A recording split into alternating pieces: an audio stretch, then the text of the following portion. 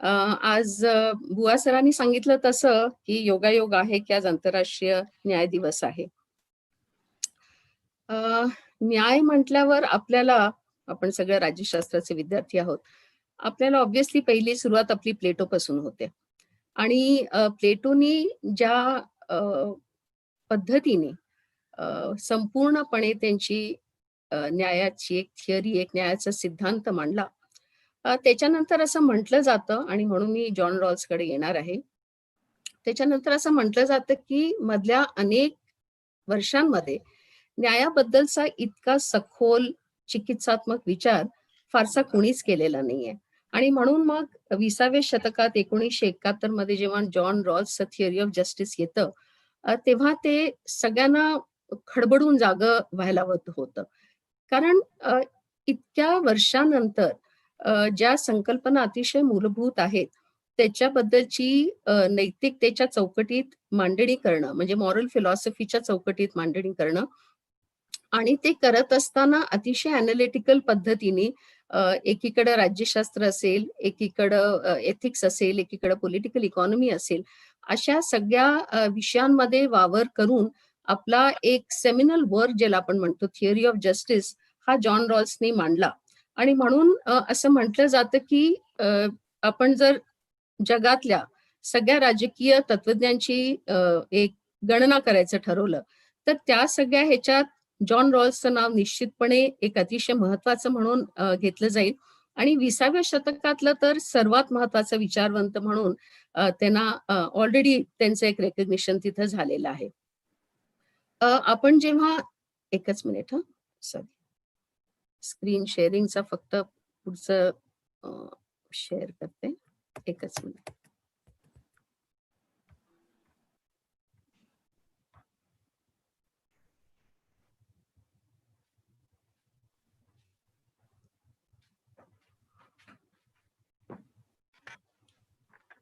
पुढचं. हां, ठीक. हं. तर आपण जॉन रॉल्सच्या विचारांपासून सुरुवात करूया. जॉन रॉल्सचा विचार जेव्हा आपण करतो तेव्हा त्यांचं थिअरी ऑफ जस्टिस ज्याचं अतिशय गाजलेलं पुस्तक आहे, 1971 मध्ये प्रसिद्ध केलेलं आहे त्यांनी. पण ते लिहिण्याच्या आधी 1957 पासून त्यांनी वेगवेगळ्या शोध निबंधांमधून न्यायाबद्दलची मांडणी करायला सुरुवात केली होती. सो 57 असेल, 63 असेल आणि 67 असेल. ह्या 3 शोध निबंधांमधून त्यांनी एका अर्थाने त्यांचं पुढे येणारं जे मोठं ग्रंथ आहे, त्याची एक पार्श्वभूमी मांडलेली होती आणि मग थिअरी ऑफ जस्टिस हे 1971 मध्ये त्यांचं प्रकाशित झालं. तुम्ही खाली एक छोटंसं एक इंग्लिशमध्ये एक मी कोट मांडलेला आहे आणि त्याच्यात मी असं म्हटलंय, की जॉन रॉल्सच्या बद्दल काही बोलायचं असेल, तर त्यांच्याबद्दल असं म्हटलं जातं, की his entire philosophy is a Socratic enterprise of continued debate. म्हणजे 1957 पासून सुरू झालेलं न्यायाबद्दलचं त्यांचं जे विचारमंथन आहे, ते अगदी 1999 पर्यंत हे त्यांचं सुरू राहतं. म्हणजे किमान एक 40 वर्ष हा जो विचारवंत आहे, तो न्याय काय आहे? न्याय कसं प्रस्थापित करायचं? न्याय आणण्याचे मार्ग कोणते असू शकतात? मग आपण मांडलेल्या ग्रंथात आपण जे काही मांडणी केली आहे, त्याच्याबद्दलची प्रतिक्रिया काय आलेली आहे? ते रिअलिस्टिक आहे का? ते पॉसिबल आहे का? आणि ते होत नसेल तर पुन्हा आपल्याच मांडणीकडं आपल्याला पुन्हा बघण्याची गरज आहे का? सो इंट्रॉस्पेक्शन करणं, क्रिटिकल एनालिसिस करणं आणि पुन्हा एकदा रिवाइज थिअरी ऑफ जस्टिस हे 1999 मध्ये मांडण्याचं एका अर्थाने मी असं म्हणेन की साहस आहे. कारण ते असं मान्य करतायत की मी जे 1971 मध्ये थिअरी ऑफ जस्टिस मांडली, ते कदाचित एक आयडियल लेव्हलला होती आणि एक 20 वर्षानंतर जे काही मी विचार केला, ज्या काही प्रतिक्रिया आल्या, त्याचा अभ्यास केला आणि हे सगळं केल्यानंतर मला माझ्या मांडणीमध्ये ज्या काही उणिवा जाणवल्या, त्याच्यानंतर मी पुन्हा एकदा थिअरी ऑफ जस्टिस मांडलेली आहे आणि हे मला असं वाटतं की ज्या अर्थाने आपण सॉक्रेटिसकडे बघतो की सॉक्रेटिक एंडेवर म्हणजे काय, की सॉक्रेटिस हा कायम सत्याकडे जाणारा विचारवंत आहे. म्हणजे when we look at Socrates, it is all about critical thinking, it is all about seeking the truth. आणि हे करत असताना कंटिन्युअसली विचार, वाद, संवाद ह्या प्रक्रियेतूनच आपण आपल्या फायनल ट्रूथकडे जाऊ शकतो. ही जी एक सॉक्रेटिक प्रॅक्टिस आहे, ती आपल्याला जॉन रॉल्सच्या ग्रंथात आणि विचारात दिसतीये आणि म्हणूनच कदाचित अनेक वर्षानंतर जॉन रॉल्स सारखा एक अतिशय प्रतिभावंत, विचारवंत हा जगाला लाभलेला आहे. दुसरं महत्वाचं मला इथे सांगायचं की आपल्याला जॉन रॉल्सचा संपूर्ण विचार जो आहे, तो आपल्याला लोकेट करावा लागतो. We have to locate John Rawls. So where do we locate John Rawls? म्हणजे त्याची लोकेशन ही ॲक्चुअली काय असू शकेल? का आपल्याला त्याच्याबद्दल बोलावं लागतंय? तर पॉलिटिकल थिअरी नावाची जी आपली एक अतिशय फाउंडेशनल अशी एरिया आहे, त्या पॉलिटिकल थिअरीचा अभ्यास राज्यशास्त्राचे विद्यार्थी हे करतच असतात SYTY ला. आणि आपला जो पहिला टॉपिक आहे, ज्याच्यात आपण introduction to political theory, history of political थिअरीचा अभ्यास करतो, त्याच्यात we start with origin of political theory. आणि मध्याला जो काळ आहे, साधारण 19व्या शतकाच्या शेवटपर्यंत आपल्याला असं दिसेल की पॉलिटिकल थिअरीचा जो अभ्यासाचा एक वेव आहे, ती पूर्णपणे खाली जाताना दिसतीये. आणि आपण सगळ्यांनी अभ्यास केलेला आहे की there is a stage called age decline of political theory.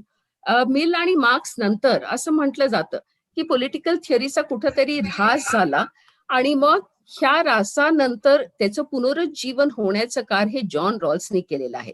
म्हणजे राजकीय सिद्धांत सारखं अतिशय ज्याला आपण foundational area of political science आहे, तिथं सुद्धा जॉन रॉसची महती जी आहे ती ओळखली जाते आहे की ह्या विषयाला पुन्हा एकदा गती देणं, त्याचं पुनरुज्जीवन करणं, हे जॉन रॉल्सच्या थिअरी ऑफ जस्टिसनी केलं. आणि त्यांना हे एवढं महत्व का दिलं जातं? कारण अतिशय क्रिटिकल, सशक्त आणि पुन्हा एकदा 20व्या शतकात ज्या मूल्यांचं कुठंतरी जी मूल्य मागं पडत होती आणि पुन्हा एकदा जगाच्या पाठीवर ह्या मूल्यांचा पुनर्विचार करून आपल्या ऍक्च्युअल प्रॅक्टिसमध्ये त्यांना आणण्याची गरज आहे, हे म्हणण्याचं साहस ह्या विचारवंतांनी केला. आणि म्हणून त्यांचं काम अतिशय मेन स्ट्रीम आणि क्रिटिकल असं मानलं जातं. आता आपण थोडीशी पार्श्वभूमी बघूया की रॉल्स जेव्हा लिहित आहेत, तेव्हा त्यांच्या काळात काय काय नेमकं घडत आहे. कारण ह्या सगळ्या गोष्टींचा प्रभाव त्यांच्या लिखाणावर झालेला आपल्याला दिसतोय. रॉल्स स्वतः अमेरिकन आर्मीमध्ये एनलिस्ट झाले होते. जपानला दुसऱ्या महायुद्धाच्या काळात ते स्वतः होते आणि तिथं जेव्हा अणुबॉम्ब टाकला गेला तेव्हा ते होते. तसंच जर्मनी आणि इटलीमध्ये उदयाला आलेलं फॅसिझम आणि नाझिझम, तिथं होणाऱ्या ज्यूंचं ज्या कत्ली आणि जो काही नरसंहार झाला, ज्याला आपण हॉलोकॉस्ट असं म्हणतो, त्या सगळ्या गोष्टींचा कुठंतरी रॉल्सच्या मनावर प्रचंड प्रभाव पडलेला आहे. आणि म्हणून कुठंतरी न्यायाबद्दल बोलत असताना लीस्ट एडव्हान्टेज किंवा वंचित किंवा शोषित हे शब्द त्यांच्या पूर्ण लिखाणातून जे सारखे डोकवतात, किंबहुना मी असं म्हणेन की तोच बेस आहे त्यांच्या थिअरीचा. तर तो बेस का आहे ते समजून घेण्यासाठी मी म्हटलं तसं, एकीकडं त्यावेळेला घडत असलेलं ज्या गोष्टी आहेत जागतिक पातळीवर, त्याचा संदर्भ नक्की आहे.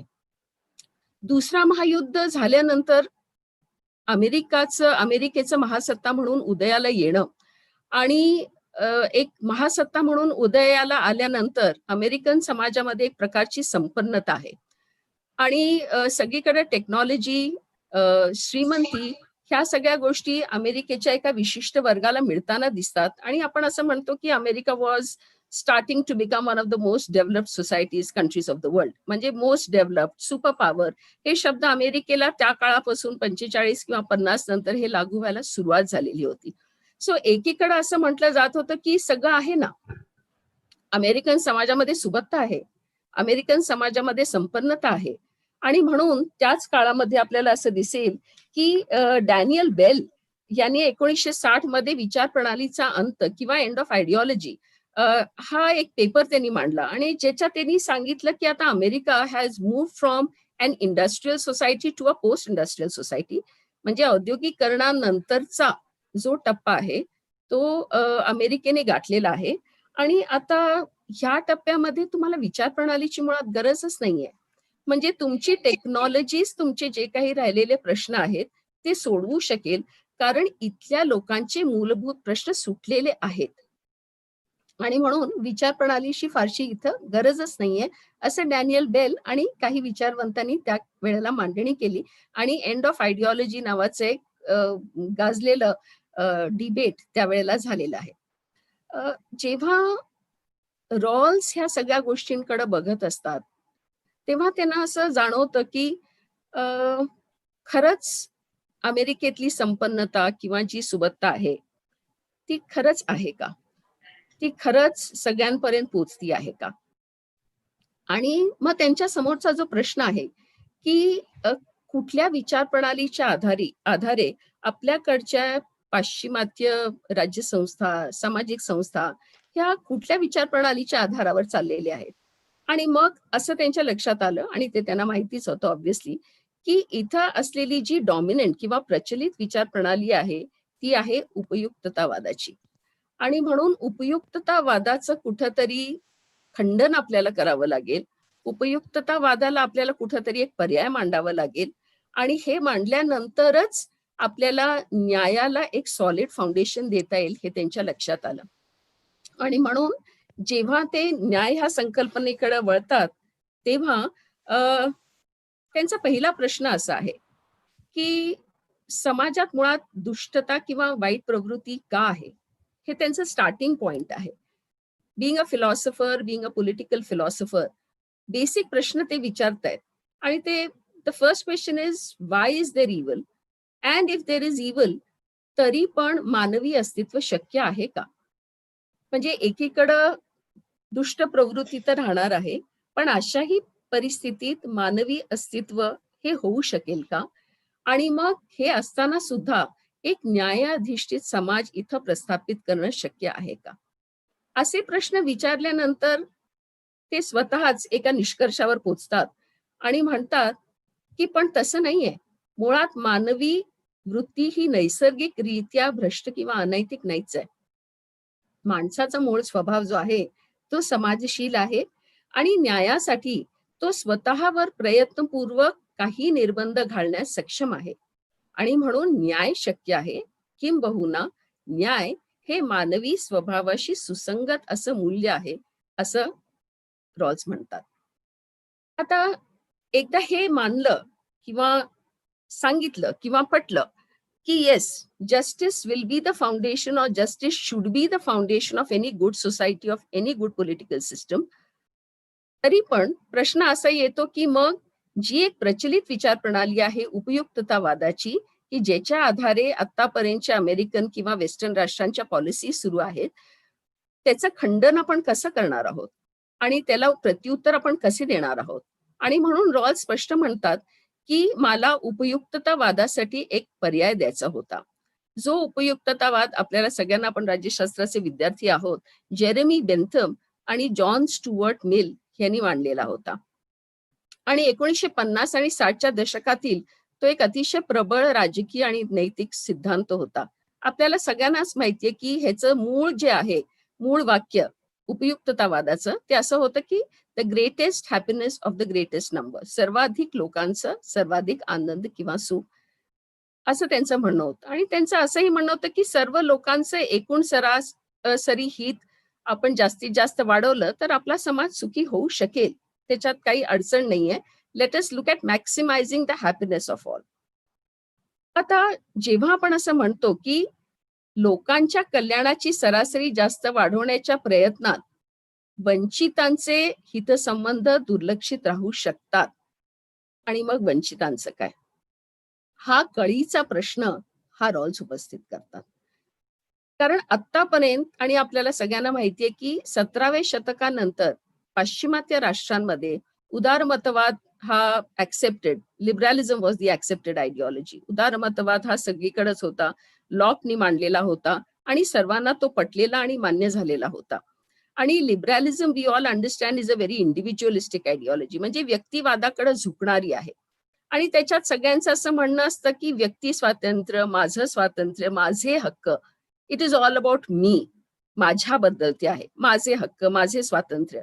म्हणजे अगदी खूप वेगळ्या पद्धतीने मी जाती आहे, पण आज आपल्याला माहितीये की अमेरिकेत, कदाचित चुकीचं उदाहरण आहे, पण मुद्दा मी तुम्हाला अमेरिकेकडे नेती आहे, की अमेरिकेत आज अनेक राज्यांमध्ये मास्क लावणाऱ्याला जो विरोध आहे, त्याच्याबद्दलचे काही व्हिडिओज आपण जर ऐकले तर आपल्याला त्या व्हिडिओजमध्ये स्पष्ट अमेरिकन जनतेने असं सांगितलंय, and they are telling the states, who are you to tell us whether I should wear a mask or not. म्हणजे करोनाचं कहर आहे. आपल्याला स्वतःचं आणि इतरांचं संरक्षण करायचं आहे आणि म्हणून राज्य जेव्हा आपल्याला सांगत असतं, की आपण सगळ्यांनी मास्क घालावं, तर अमेरिकेची जनता हे म्हणू शकते आणि राष्ट्रपतींना विरोध करू शकते, की तो माझा वैयक्तिक अधिकार आहे. मी घालायचं नाही हे मी ठरवणार. हा मी म्हटलं तसं वेगळ्या अर्थाने ह्याचं उदाहरण दिलेलं आहे. पण उपयुक्ततावाद किंवा उदारमतवादामध्ये व्यक्तीचे स्वातंत्र्य, व्यक्तीचे हक्क आणि त्याचं मॅक्सिमायझेशन ह्याला कायमच महत्त्व दिलं गेलेलं आहे. पण जॉन रॉल्स एक अतिशय सर्जनशील विचारवंत असल्यामुळं ते हेच विचारतात आपल्याला, की सगळ्यांचं सुख म्हणजे मॅक्सिमम जास्तीत जास्त लोकांच्या सुखात जर काही लोकांच्या महत्त्व गोष्टींकडे दुर्लक्ष होत असेल, तर आपण त्या लोकांबद्दल बोलणार आहोत की नाही? आणि मग त्यांच्या न्यायाचं काय, त्यांच्या प्रश्नांचं काय, हा प्रश्न त्यांना भेडसावत राहतो आणि म्हणून पुढं त्यांची जी थिअरी ऑफ जस्टिस येते, ती कुठेतरी उपयुक्ततावादाला एक उत्तर, त्याला एक पर्याय म्हणून निश्चितपणे पुढे येताना दिसते आहे. दुसरा प्रश्न ते उपयुक्ततावादाच्या बद्दल हेही मांडतात, की सर्वांचं सुख त्याचं ॲग्रीगेशन केलं तरी आपण, आणि हा प्रश्न जॉन स्टुअर्ट मिलनी पण मांडला होता, की सर्वांचे सुख म्हणजे सर्वांचे सुख एकसारखे असतात का? त्याची काही गुणात्मकता हे पण आपण समजून घेणार आहोत की नाही? की सर्व सुख म्हणजे एकसारखे सुख आणि ते कुठल्याही प्रकारचे सुख असले आणि त्यांना ॲड केलं आणि सगळे सुखी आहेत असं आपण म्हटलो, तर ते पूर्णपणे चुकीचं राहणार आहे. कारण आपल्याला आनंद किंवा सुख ह्यांच्यामधला गुणात्मक फरक हा लक्षात घ्यावा लागणार आहे. एकीकडं उपयुक्ततावादाला एक पर्याय म्हणून मांडत असताना जेव्हा लॉक स्वतःची एक थिअरी, एक सिद्धांत मांडायला सुरुवात करतात, तेव्हा त्यांच्यावर 3 महत्वाच्या विचारवंतांचे प्रभाव झालेले आपल्याला जाणवतात. पहिला आहे जॉन लॉक, दुसरा आहे जेan जॅक रुसो आणि तिसरा इमॅन्युअल कांट. जॉन लॉक कडून रॉल्स काय घेतायत? अर्थातच उदारमतवाद. आणि उदारमतवादामध्ये जॉन लॉकनी जो नैसर्गिक हक्कांचा विचार मांडलेला आहे, तो ते घेतायत. स्वातंत्र्याबद्दल अतिशय आग्रही असलेले जॉन लॉक हे रॉल्सवर प्रभाव टाकतायत आणि लोकशाहीचा आग्रह धरणारे आणि मर्यादित शासन याचा पुरस्कार करणारे लॉक पण रॉल्सवर प्रभाव टाकतायत. लॉक आणि रुसोकडून रॉल्स सामाजिक कराराचा जो प्रारूप आहे तो आपल्याला घेताना दिसतायत. कारण Wien lock starts with his theory, त्यांना एक स्ट्रक्चर, एक जी चौकट मांडायची आहे, ती त्यांना अनेक प्रकारच्या विचारवंतांचा अभ्यास केल्यानंतर ते जे चॉईस करताहेत, ते सोशल कॉन्ट्रॅक्ट ट्रेडिशनचा चॉईस करतायत. सामाजिक कराराची जी चौकट आहे, ती त्यांना सर्वात उपयुक्त आणि चांगली वाटती आहे. कारण सर्वात महत्वाचा मुद्दा जो सामाजिक करारामध्ये मांडला जातो, तो असा आहे, की सामाजिक करारात रॅशनल इंडिव्हिज्युअल्स म्हणजे सद्विवेक असलेली व्यक्ती ही स्वेच्छेने करार करत आहे. रॉल्स हे पूर्णपणे लोकशाहीवादी आहेत आणि म्हणून ते जेव्हा न्यायाबद्दल मांडणी करणार आहेत, तेव्हा त्यांच्यामध्ये क्लॅरिटी आहे, की न्यायाबद्दल सुद्धा लोकांमध्ये एक वाक्यता ही स्वेच्छेने यायला पाहिजे आहे. किंवा ते जेव्हा नवीन राज्याची निर्मिती करणार आहे, जो न्यायावर आधारलेला असेल, ते सुद्धा त्यांच्या स्वेच्छेने असायला पाहिजे आणि म्हणून सामाजिक करार सिद्धांत जिथे एक निसर्ग अवस्था आहे, त्याच्यात अर्थात रॉल्स खूप बदल करतात, पण त्याची जी मूळ चौकट आहे, ती रॉल्सना खूप पटली आणि भावली आणि म्हणून त्यांनी सामाजिक कराराचा मुद्दा हा जॉन लॉक आणि रुसोकडून घेतला. रुसोकडून कुठले 3 मुद्दे त्यांनी त्यांच्यावर प्रभाव टाकणारे आहेत. तर मुळात मी आता म्हटलं तसं पहिली जी आपली स्लाईड होती, त्याच्यात आपण असं दाखवलंय, की रॉल्स असं मानतात, की न्यायी बुद्धी माणसात मुळात आहेच. कारण माणूस चांगला आहे आणि हा माणसाचं चांगुलपण जे आहे, ते रुसोमध्ये तर प्रचंड प्रमाणात आहे. आपण सर्वांनी हॉब्स लॉक रुसोचा अभ्यास केलेलाच आहे. सो जॉन लॉक जसं म्हणतो that man is basically good आणि रुसो म्हणतो that man is an extremely good individual. हे दोन्ही मुद्दे माणसाच्या चांगुलपणावर विश्वास ठेवणारे जे आहेत ते रॉल्स रुसोकडून घेत आहेत. तसंच वैयक्तिक स्वातंत्र्य इंडिव्हिज्युअल फ्रीडम बद्दल आग्रही असलेले रुसो आणि जनरल विलची जी त्यांची संकल्पना आहे सामूहिक इहेची, की शेवटी सर्व लोकांनी स्वेच्छेने एकत्र येऊन इथं एक चांगल्या प्रकारची लोकशाही, प्रत्यक्ष लोकशाही अंमलात आणायची आहे, जी सर्वांच्या भल्यासाठी काम करणार आहे. कारण आपल्याला माहितीये की सामूहिक इहेमध्ये सुद्धा इंडिव्हिज्युअल विल आणि रिअल विल ह्या दोन्हीमध्ये जेव्हा क्लॅश होतो, तेव्हा रुसोचं असं स्पष्ट म्हणणं आहे, की जनरल विल सामूहिक इहेचा एक भाग असताना प्रत्येक जणांनी इतरांचा विचार करावा आणि तो विचार केला तरच हे अशा प्रकारची प्रत्यक्ष लोकशाही सर्वांना भली ठरणारी ही इथं नांदू शकेल. हाही मुद्दा रॉल्सवर प्रभाव करणार आहे असं आपल्याला जाणवतं. तिसरे जे सगळ्यात महत्वाचे विचारवंत आहेत, ज्यांचा सर्वात जास्त मला असं वाटतं रॉल्सवर प्रभाव आहे, ते आहेत इमॅन्युअल कांट. जर्मन आदर्शवादी विचारवंत आणि त्यांच्याकडून रॉल्सनी नैतिक अतिशय महत्वाचे आहे की रॉल्सनी घेतलेले आहेत. त्याच्यात कांटनी जो व्यक्ती प्रतिष्ठेचा मुद्दा मांडला आहे तो खूप महत्वाचा आहे. Rawls dignity of the individual ह्याला खूप महत्व देतात. ते म्हणतात प्रत्येक व्यक्तीची एक प्रतिष्ठा आहे आणि समाजात त्याला आदर मिळायलाच पाहिजे.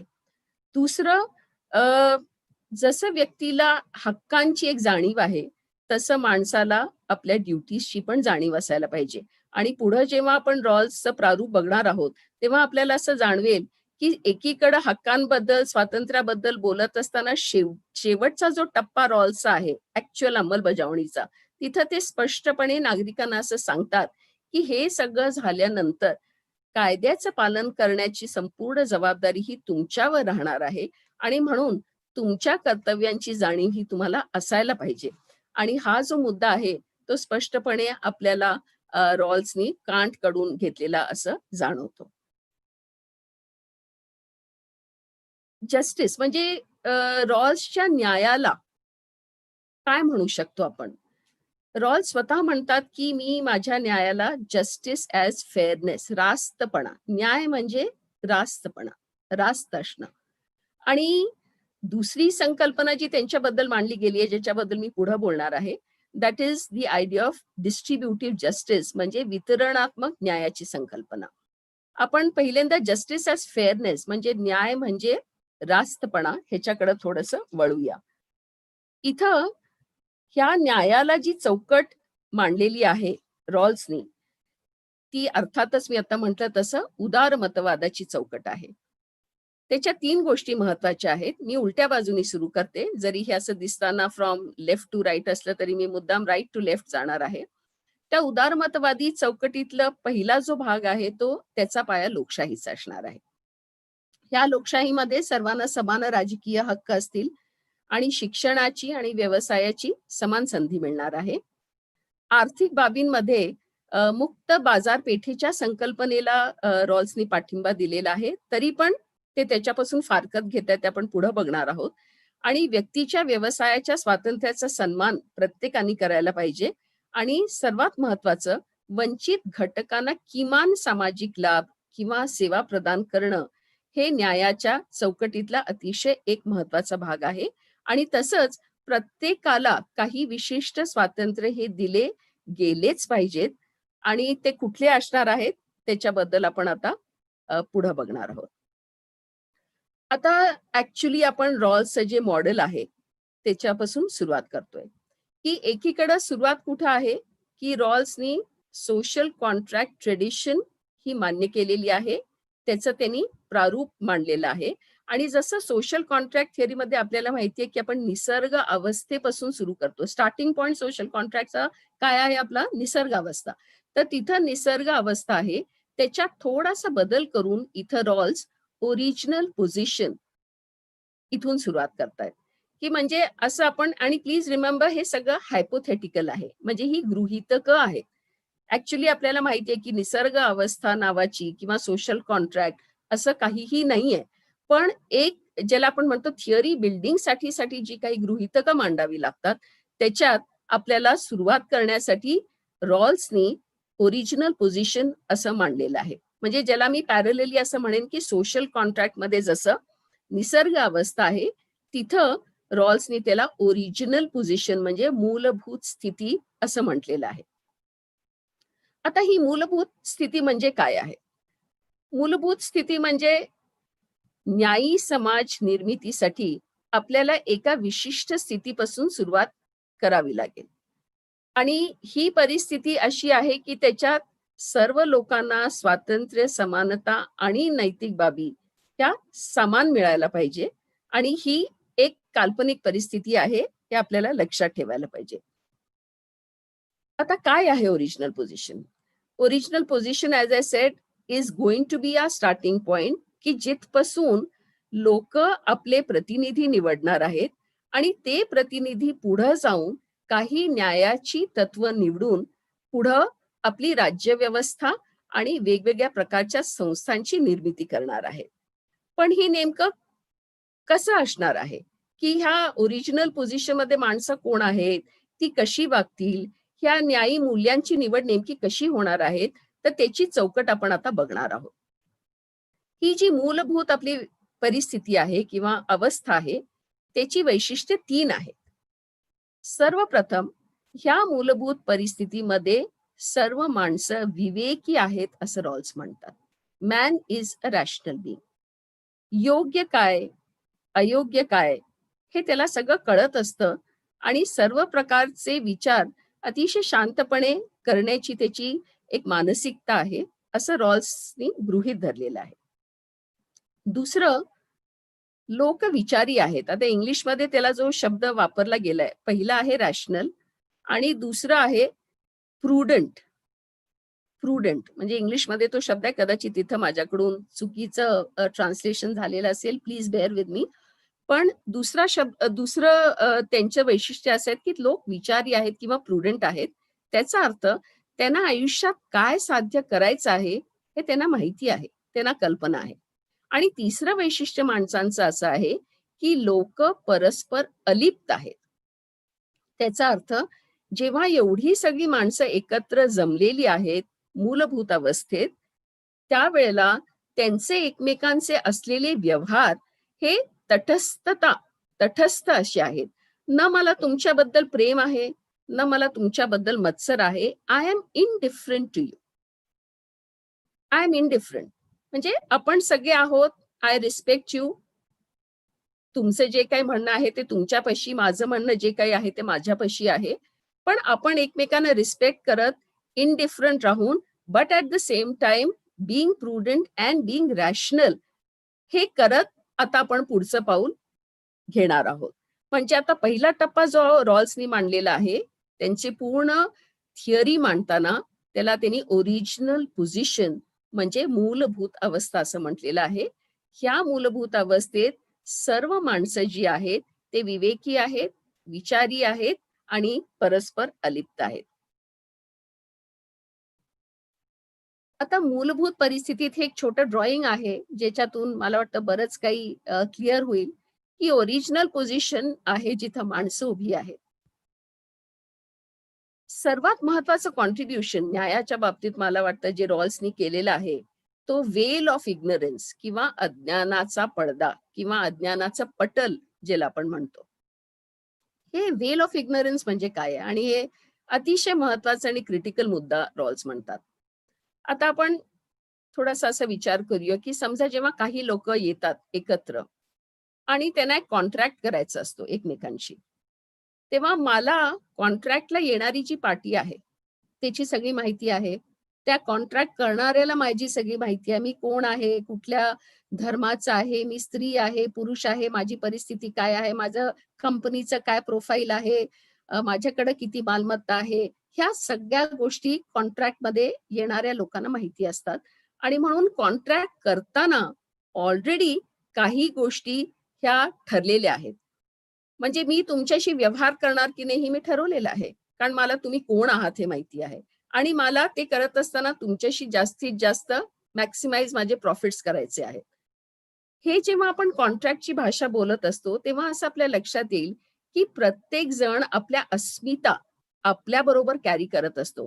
ह्या अस्मिता कोणत्या? माझ्या धर्माच्या, माझ्या जातीच्या, माझ्या वंशाच्या, माझ्या लिंगभेदाच्या ह्या सगळ्या अस्मिता आपण कॅरी करतो आणि समाजात वावरत असताना त्या अस्मितांवर आपण कॅपिटलाइज करतो. काहींना जवळ करतो, काहींना लांब करतो. आपले पॉलिसी मेकर्स हे करत असताना आपले जे आमदार असतील, खासदार असतील, विथ ड्यू रिस्पेक्ट्स आपण कुणालाही काही हे म्हणत नाहीये, पण प्रत्येक जण आपली एक अस्मिता घेऊन तिथं असतो आणि म्हणून पॉलिसी मेकिंगमध्ये सुद्धा 100% सगळ्यांचाच विचार होईल असं नाहीये. In terms of real politics I am saying. Rawls हे सगळं जाणतात, कारण अमेरिकेत पण असंच घडत असतं. आणि ते स्वतः जेव्हा वेलफेअर कॅपिटॅलिझम म्हणजे अमेरिकेत असलेल्या राज्यव्यवस्थेला जेव्हा ते नाकारतात आणि असं म्हणतात, की मी जो पर्याय देणार आहे तो वेगळा आहे. ते का असं म्हणू शकतात, की अमेरिकेत ज्या पद्धतीची राज्यव्यवस्था आहे ते न्यायाला अनुसरून नाहीये. कारण त्या प्रकारच्या लोकशाहीमध्ये, त्या प्रकारच्या वेलफेअर स्टेट कॅपिटॅलिझममध्ये लॉबिंग आहे. पॉलिसी मेकर्स प्रत्येकजण आपले आपले स्वार्थ पुढं करत आहेत आणि हे सगळं करत असताना मार्क्सच्या भाषेत बोलायचं असेल, तर परत आहेरे वर्गाचंच जास्त भलं होत असतं आणि नाहीरे वर्ग मागं पडत असतं. ह्या सगळ्या गोष्टी रॉल्सच्या डोळ्यासमोर आहेत आणि म्हणून ते म्हणतात, की मला जर न्यायी समाज उभं करायचं असेल आणि इथं सगळी मंडळी जेव्हा ओरिजिनल पोझिशनमध्ये आलेली आहे, तर मी कोणत्या पद्धतीने त्यांना एका अशा पोझिशनमध्ये आणू शकणार आहे, की जेव्हा त्यांची निवड अतिशय निपक्षपाती होईल. आणि म्हणून त्यांनी जो त्याला उत्तर शोधलेला आहे, तो ते असं म्हणतात, की प्रत्येक जणाच्या चेहऱ्यावर, त्याच्यावर एक अज्ञानाचा पडदा असेल. आता हा अज्ञानाचा पडदा म्हणजे काय? की कुणालाही स्वतःबद्दल कुठलीही माहिती नाहीये. म्हणजे मी कोण आहे? मी पुरुष आहे की स्त्री आहे मला माहीत नाहीये. मी गरीब आहे की श्रीमंत आहे मला माहिती नाहीये. मी अमेरिकेच्या भाषेत बोलायचं असेल तर मी कृष्णवर्णीय आहे की मी गोरा आहे हे मला माहिती नाहीये. मला कुठलीच गोष्ट माझ्याबद्दल माहिती नाहीये. आणि this is the well of ignorance. हा अज्ञानाचा पडदा आहे. आणि तो पडदा तयार करण्यामागचं रॉल्सचा जो अतिशय महत्वाचा मुद्दा आहे, की इथं सर्वांनी समानतेच्या तत्वावर एकत्र यावं. मला तुम्ही कोण आहात माहित नाहीये. तुम्हाला मी कोण आहे माहित नाहीये. आपल्या आयडेंटिटीज पूर्णपणे सिक्रेट आहेत. आणि रॉल्सला असं म्हणजे त्यांना असं वाटतं आणि मुद्दाम इथं मी वेल ऑफ इग्नोरन्सच्या मागे तुम्ही जर चित्र बघितलं, तर त्याच्यात तुम्हाला असं दिसेल, की कृष्णवर्णीय आहे, गोरे आहेत, स्त्री आहे, पुरुष आहेत, हँडिकॅप्ड आहेत. जे कोणी लोकं असू शकतील समाजात. मी कोण आहे मला काहीच माहिती नाहीये. आणि म्हणून जेव्हा ही सर्व लोकं एकत्र येतील, तेव्हा त्यांना हा विचार करावा लागेल, की मी आज जे काही न्यायाची तत्व मान्य करणार आहे आणि लागू करणार आहे, ते अशा प्रकारचं करावं, की एकदा माझ्यावरचा पडदा काढल्यानंतर मी जर गरीबातला गरीब निघालो, तरी ती तत्व माझ्यासाठी न्याय ठरतील. हा मला वाटतं वेल ऑफ इग्नोरन्स हे रॉल्सची अतिशय अ, म्हणजे फिलॉसॉफिकल आणि वेगळ्या अर्थाने एक सगळ्यात महत्वाची कॉन्ट्रिब्युशन आहे, की न्याय प्रस्थापित करण्यासाठी त्या प्रक्रियेत असलेली माणसं जोपर्यंत निपक्षपाती राहणार नाहीत, तोपर्यंत पुढची प्रक्रिया करणं हे खूप अवघड असणार आहे. एकदा ही सगळी लोकं एकत्र आली आणि त्यांनी तो वेल ऑफ इग्नोरन्स स्वतःवर घातला, की मग त्यांच्या समोर न्यायाचे अनेक प्रकारचे पर्याय येणार आहेत. म्हणजे अगदी प्लेटोच्या जस्टिस पासून ते 20व्या शतकाच्या सुरुवातीपर्यंत न्यायाचे त्याच्यात उपयुक्ततावाद पण असेल. अनेक प्रकारचे प्रिन्सिपल्स येतील आणि रॉल्सचं असं म्हणणं आहे, की ही लोकं because they are rational, because they are impartial he 2 principles आणि आता आपण रॉल्सच्या सगळ्यात महत्त्वाच्या मुद्द्याकडे येतोय, की 2 प्रिन्सिपल्स ऑफ जस्टिस की न्यायाची 2 तत्वांची निवड ते करणार आहे. आता ही 2 तत्व म्हणजे कोणती? आणि हे निवड करत असताना मी पुन्हा एकदा रिइटरेट करते, की अज्ञानाचा पडदा सगळ्यांवर आहे. कुणालाही स्वतःच्या वैयक्तिक अस्मितांबद्दल काहीही माहिती नाहीये. They are all treating the other as people whom we don't know and we could be anybody. आता ह्या परिस्थितीमध्ये ॲज अ सेड हे सगळं का आहे? हा खटाटोप एवढा कशासाठी आहे? का रॉल्स एवढा आग्रह धरतायत?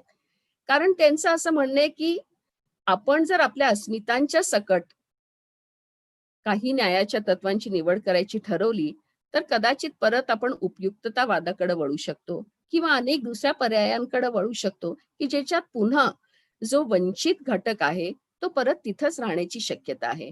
आणि रॉल्सना ते घडू द्यायचं नाहीये आणि म्हणून त्यांचं म्हणणं आहे, की ओरिजिनल पोझिशनमध्ये, मूळ परिस्थितीमध्ये माणसांवर जर अज्ञानाचा पडदा असेल, तर ते 2 न्यायाची 2 तत्वांची निवड करणार आहेत. आता ही 2 तत्व म्हणजे कोणती?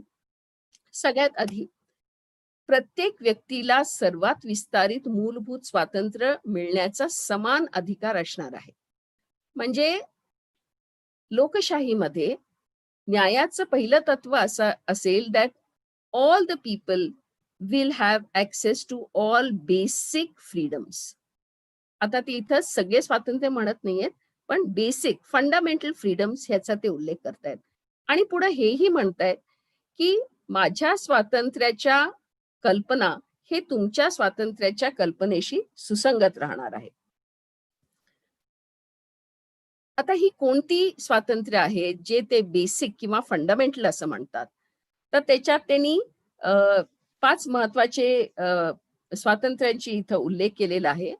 पहिलं freedom of conscience and freedom of thought म्हणजे विवेकाचं, विचाराचं स्वातंत्र्य आणि कॉन्शियन्सचं. ह्याचा अर्थ काय? की एक माणूस म्हणून आपण हे सगळं अगदी प्लेटो, सॉक्रेटिसच्या काळापासून वाचत आलेलो आहे, की एक माणूस म्हणून माझं जे अ, सर्वात महत्वाचं लक्षण आहे, ते असं आहे की मी विचार करू शकतो. I am a rational being. I can think. And if I can think only then I am human. म्हणजे आपल्याला माहिती आहे की रेनेसान्सची सुरुवात जी झाली 14व्या-15व्या शतकात, त्याचं जे सगळ्यात महत्वाचं वाक्य मानलं जातं, ते I think and therefore I am ह्याच्यातून सुरुवात होती. आणि तिथूनच कुठंतरी माणसामध्ये असलेलं सदसद विवेक, त्याची विचार करण्याची क्षमता आणि फ्रीडम ऑफ कॉन्शियन्स हे माणूस म्हणून जन्माला आल्यामुळं हे त्याला अतिशय गरजेचे आहेत. प्रत्येक माणसाला ते स्वातंत्र्य मिळायला पाहिजे असं मानणारे आहेत. आणि म्हणून जे सगळ्यात पहिलं फ्रीडम किंवा स्वातंत्र्य रॉल्स प्रत्येकाला बहाल करतात आणि असं म्हणतात की हे मिळायलाच हवं आहे. त्याच्यात कोणत्या प्रकारचा धर्म मी स्वीकारा किंवा कुठलाही धर्म न स्वीकारणं, मला जे वाटतंय ते सांगण्याचं, एक्सप्रेस करण्याचं, विचार करण्याचं पूर्णपणे स्वातंत्र्य मिळणं. त्याच्यानंतर संघटन स्वातंत्र्य, फ्रीडम ऑफ असोसिएशन्स म्हणजे मला समविचारी व्यक्तींबरोबर एकत्र येऊन काही शेअर करणं, बोलणं, प्रश्न विचारणं, की ज्याच्यातून मी माणूस म्हणून अजून चांगल्या पद्धतीने घडू शकेन. हे मला मिळायलाच पाहिजे. तसंच राजकीय स्वातंत्र्य आहे. राजकीय स्वातंत्र्यामध्ये प्रामुख्याने मतदानाचा हक्क असेल, कुठल्याही प्रकारच्या राजकीय प्रक्रियांमध्ये सहभागी होण्याचं स्वातंत्र्य असेल, ते मला मिळायलाच हवं आहे. तसंच व्यक्तिगत स्वातंत्र्य म्हणजे माणूस म्हणून as a person I should get the freedom to grow. आणि तसंच मला हवं ते करिअर, मला हवा तो व्यवसाय करण्याचं स्वातंत्र्य हे मला मिळायलाच पाहिजे. आणि शेवटचं आणि अतिशय महत्वाचं की रूल ऑफ लॉ म्हणजे फ्रीडम फ्रॉम आर्बिट्ररी अरेस्ट. कुठल्याही प्रकारच्या रॅन्डम अरेस्ट पासून मला मुक्तता असावी. कारण मी जर भीतीखाली राहिलो, तर माझा वावर समाजात हा पूर्णपणे माझ्या मनुष्यत्वाला धरून होणार नाही. माझी पर्सनॅलिटी डेव्हलप करायला मला वाव मिळणार नाही. आणि म्हणून कायद्याचं राज्य असावं, पण त्या कायद्याच्या राज्यामध्ये मला व्यक्ती म्हणून कुठल्याही प्रकारची भीती नसावी. फ्रीडम फ्रॉम आर्बिट्ररी अरेस्ट हे त्यांनी 5 प्रकारची स्वातंत्र्य ही मूलभूत स्वातंत्र्य म्हणून त्याच्यात मांडलेली आहेत. पण खाली एक डिस्क्लेमर आहे किंवा एक रायडर आहे असं पण म्हणूया, की अर्थातच आपल्यालाही आपल्या राज्यघटनेमध्ये जे मूलभूत हक्क दिलेले आहेत ते शिकवताना आपण नेहमीच सांगतो की these are the fundamental rights that are given to us but none of them are absolute. तोच मुद्दा इथं रॉल्स लिहित आहेत की यापैकी कोणतंही स्वातंत्र्य हे अनिर्बंध नाही आणि स्वातंत्र्यावर प्रतिबंध कधी घालू शकेल शासन, जर कुणाचं तरी स्वातंत्र्य वाढवायचं असेल किंवा स्वातंत्र्याच्या फायद्याचं असेल तरच त्याच्यावर प्रतिबंध घातलं जाऊ शकेल. म्हणजे एक उदाहरण आपण असं घेऊ शकतो की अ, रात्री 2 वाजता आपल्याला माहिती आहे बरेचदा मोठ्या शहरांमध्ये रात्री 2 वाजता मुलं खूप जोरजोरात त्यांच्या गाड्या घेऊन फिरत असतात. ते म्हणू शकतात की आम्हाला स्वातंत्र्य आहे की आम्ही रात्री 2 वाजता सुद्धा गाडी बूम बूम करत घेऊन जाऊ शकतो. पण त्यावेळेला इतर सामान्य लोक जी आहेत ते असं म्हणू शकतात की रात्री शांतपणे झोपण्याचं आमचे जे स्वातंत्र्य आहे ते तुमच्या वागण्यामुळं बाधित होत आहे आणि म्हणून त्यांच्या स्वातंत्र्यावर जर आपल्याला गदा आणावी लागली तरी ते रास्त असणार आहे. कारण इथं स्वातंत्र्यावर गदा आपण कधी आणू शकू, जर इतर जास्त लोकांच्या स्वातंत्र्याला ते फायदेशीर होणार असेल तरच आपण हे करू शकणार आहोत. पहिलं तत्व पूर्ण झाल्यानंतर रॉल्सचं दुसरं तत्व आहे आणि त्याला ते डिफरन्स प्रिन्सिपल म्हणतात. आणि हे अतिशय महत्वाचं आहे कारण ह्याच्यातून सामाजिक आणि आर्थिक विषमतांची व्यवस्था करावी लागणार आहे असं रॉल्स म्हणतात. मी इथं थोडंसं परत रॉल्सची जी डिस्ट्रीब्युटिव्ह जस्टिस जे असं म्हटलं जातं की रॉल्सच्या न्यायाला दुसरं नाव काय आहे तर वितरणात्मक न्याय. Distributive justice, which means we have to distribute goods. What are the goods? The goods could be freedom, they could be wealth, they could be opportunities, they could be status. ह्या सगळ्यांचं योग्य वितरण झालं तरच समाजात जे सगळ्यात कमकुवत राहिलेले आहेत, वंचित आहेत, त्यांच्यापर्यंत हे लाभ पोचू शकणार आहेत. आणि म्हणून रॉल्सचा आग्रह आहे, हा जो दुसरा डिफरन्स प्रिन्सिपल आहे, की समाजातील उपेक्षित स्तरांवरचा जास्तीत जास्त फायदा होत असेल तरच आपण असमता स्वीकारू शकणार आहोत. आता हे थोडंसं कॉम्प्लेक्स आहे. कॉम्प्लेक्स कुठल्या अर्थाने? रॉल्सचं असं म्हणणं आहे की सर्वप्रथम समाजात असमता असणार आहे, मान्य आहे. पण ही असमता मान्य कधी होऊ शकेल किंवा ती ऍक्सेप्टेबल आहे असं आपण कधी म्हणू शकणार आहे, जेव्हा सगळ्यात लोएस्ट लेवलवरच्या माणसाला जास्तीत जास्त बेनिफिट्स देऊन सुद्धा तो समजा तिथं राहिला तर those inequalities can be accepted, otherwise they are not acceptable. म्हणजे आज जर आपण म्हटलं श्रीमंत आणि गरिबांमध्ये प्रचंड दरी आहे, योग्य आहे का? अजिबात योग्य नाहीये. काय योग्य नाहीये? कारण आपल्या शासन व्यवस्थेनी ही जी असमता आहे ती असमता कमी करत असताना ह्या गरीब किंवा वंचित किंवा शोषित घटकांपर्यंत आपल्या पॉलिसीज घेऊन त्यांना वर आणण्याचे किती प्रयत्न केलेला आहे. ते प्रयत्न केल्यानंतर आपल्याला असं जाणवलं की वरची मंडळी वरच राहिलेली आहे, पण खालची मंडळी किमान 20% 10% वर येऊ शकलेली आहे आणि तरी असमानता आहे. That is okay. So Rawls's principle is what he calls as the maximum rule. Maximum benefits go to those who are at the lowest level. म्हणजे सगळ्यात कनिष्ठ स्तरावर असलेल्या मंडळींना जास्तीत जास्त फायदा जेव्हा होईल आणि तरी पण असमता असेल ते त्यातल्या त्यात ऍक्सेप्टेबल आहे, नाहीतर ती ऍक्सेप्टेबल होऊ शकणार नाही. आता पुन्हा रॉल्स खूप मूलभूत प्रश्नांकडे येतात की ही असमानता कशामुळे आहे. ते म्हणतात we are all born in a given family, we R born in a class. Can I help that? की समजा मी एका श्रीमंत घरात जन्माला आले, can I help that? No, I cannot help it. पण मला एखाद्या श्रीमंत घरात जन्मलेल्याचा फायदा पुढपर्यंत मिळत जातो आणि जो मला एका विशिष्ट कॅटेगरी क्लासमध्ये ठेवत असतो.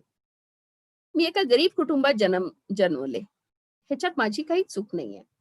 पण गरीब कुटुंबात जन्मल्यामुळं मला कदाचित ज्या संधी मिळायला हव्या होत्या त्या मिळू शकलेल्या नाहीयेत आणि म्हणून मी खूप प्रयत्न केले तरी पण, म्हणजे प्रयत्न केलेले आहेत आणि तरी पण मी माझी जी एक वर्गाची लेव्हल आहे ती मी क्रॉस करू शकलेली नाहीये. त्याला जबाबदार कोण आहे?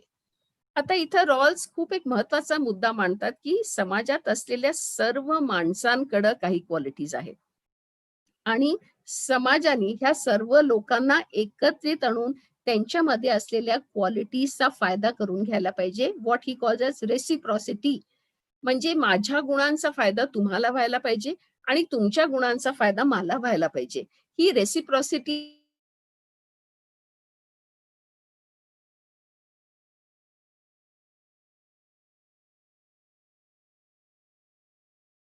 किंवा शैक्षणिक संस्था किंवा सामाजिक स्थानामध्ये सर्वांना समानतेचं तत्व हे आपल्याला उपलब्ध करून द्यावं लागणार आहे. आणि म्हणून त्यांनी जो संकल्पना त्यांनी मांडलेली आहे त्याच्यात त्याला फेअर इक्वालिटी ऑफ ऑपॉर्च्युनिटी किंवा समान संधीचं तत्व असं ते म्हणतात. आता समान संधी का द्यावी? Why should everyone be given equal opportunities? समान संधी का द्यावी त्याची दोन महत्वाची उत्तरं रॉल्स देतात. ते असं म्हणतात की प्रत्येकाला समान संधी मिळायलाच हवी आहे, कारण त्याच्यातून तो स्वतःचा स्वाभिमान जपू शकतो आणि प्रत्येकाचा स्वाभिमान जेव्हा जपला जाईल तेव्हाच तो समाजाचा एक चांगला आधार बनू शकतो आणि सगळी लोक एकजूट होऊन एकत्र राहू शकतील. आणि दुसरं त्यांचं म्हणणं आहे की आपण जर एखाद्याला समान संधी दिली नाही तर समान नागरिक म्हणून आपण त्याचा सन्मान हे नाकारत आहे. आणि म्हणून प्रत्येकाला समान संधी मिळायलाच पाहिजे. पण हे मिळायलाच पाहिजे ठीक आहे. त्याचे मार्ग कोणते? ते कसं आपण देऊ शकणार आहोत? तर इथं त्यांनी स्पष्ट म्हटलेलं आहे, की इच्छित सामाजिक आणि राजकीय पदांवर प्रवेशावरील निर्बंध नसावं आणि यात विशेषतः शिक्षणामध्ये सर्वांना समान संधी मिळावी याचा रॉल्सनी विशेषत्वाने उल्लेख केलेला आहे. हा जो डिफरन्स प्रिन्सिपल आहे, तो असं म्हटलं जातं that it is an extremely radical principle for the elevation of the least advantaged. मी पुन्हा रिपीट करते. A very very radical principle for the elevation of the least advantage. म्हणजे वंचितांच्या उत्थानासाठी हे जे डिफरन्स प्रिन्सिपल आहे, विषमतेचं तत्व आहे, ते अतिशय मूलगामी असं उपाय मानला जातो. आणि हे सांगत असताना ते अर्थातच पुन्हा उपयुक्ततावादावर टीका करतात आणि म्हणतात, की उपयुक्ततावादाला पर्याय म्हणून हे न्यायाची ही दोन तत्व का मांडत आहे? कारण पुन्हा तोच मुद्दा आहे, की greatest happiness of the greatest number म्हणजे जास्तीत जास्त लोकांच्या हितांमध्ये जो वर्ग मागे राहील, ज्या काही लोकांच्या विशिष्ट हितसंबंध डावलले जातील, त्यांचं आपण काय करणार आहोत? आणि म्हणून कदाचित आपल्याला म्हणजे पुन्हा एकदा थोडंसं लेट मी डायग्रेस. हे सगळं वाचत असताना, समजून घेत असताना उपयुक्ततावादाचं आणि रॉल्सचं कुठेतरी गांधी डोळ्यासमोर येतात. कारण greatest happiness of the greatest नंबरला आपल्याकडे पर्याय अर्थातच अंत्योदयचा दिला होता.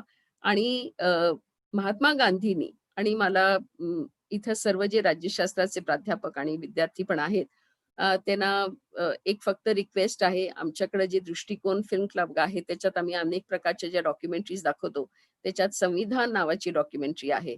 राज्यसभा टीव्हीनी केलेली आणि ते आपण आपल्या विद्यार्थ्यांना नक्कीच दाखवावी.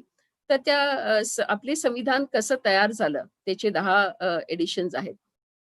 आणि त्याच्यात पहिल्या एडिशन मधला जो शेवटचा एक सीन आहे, त्याच्यात बाबू जगजीवन राम हे गांधींकडे येतात आणि ते म्हणतात, की आता आम्ही सगळे पार्लमेंटमध्ये बसणार आहोत आणि आमच्या आता पब्लिक पॉलिसीज तयार करणार आहोत. पण मला कसं कळेल, की मी जे काही सार्वजनिक धोरण तयार करणार आहे, ते योग्य आहे किंवा अयोग्य आहे? आणि गांधी त्यांना म्हणतात, की मी तुम्हाला एक सिंपल टॅलिस्मन देतोय. हाऊ टू चेक की तुमची सार्वजनिक धोरण किंवा पब्लिक पॉलिसी ही योग्य दिशेने चाललेली आहे की नाही? तर ते म्हणतात, तुमची पॉलिसी तयार करताना आपल्या देशातल्या गरीबातल्या गरीब माणसाचं चित्र डोळ्यापुढे आणा आणि स्वतःलाच प्रश्न विचारा, की माझ्या ह्या धोरणाने ह्याचं भलं होणार आहे का?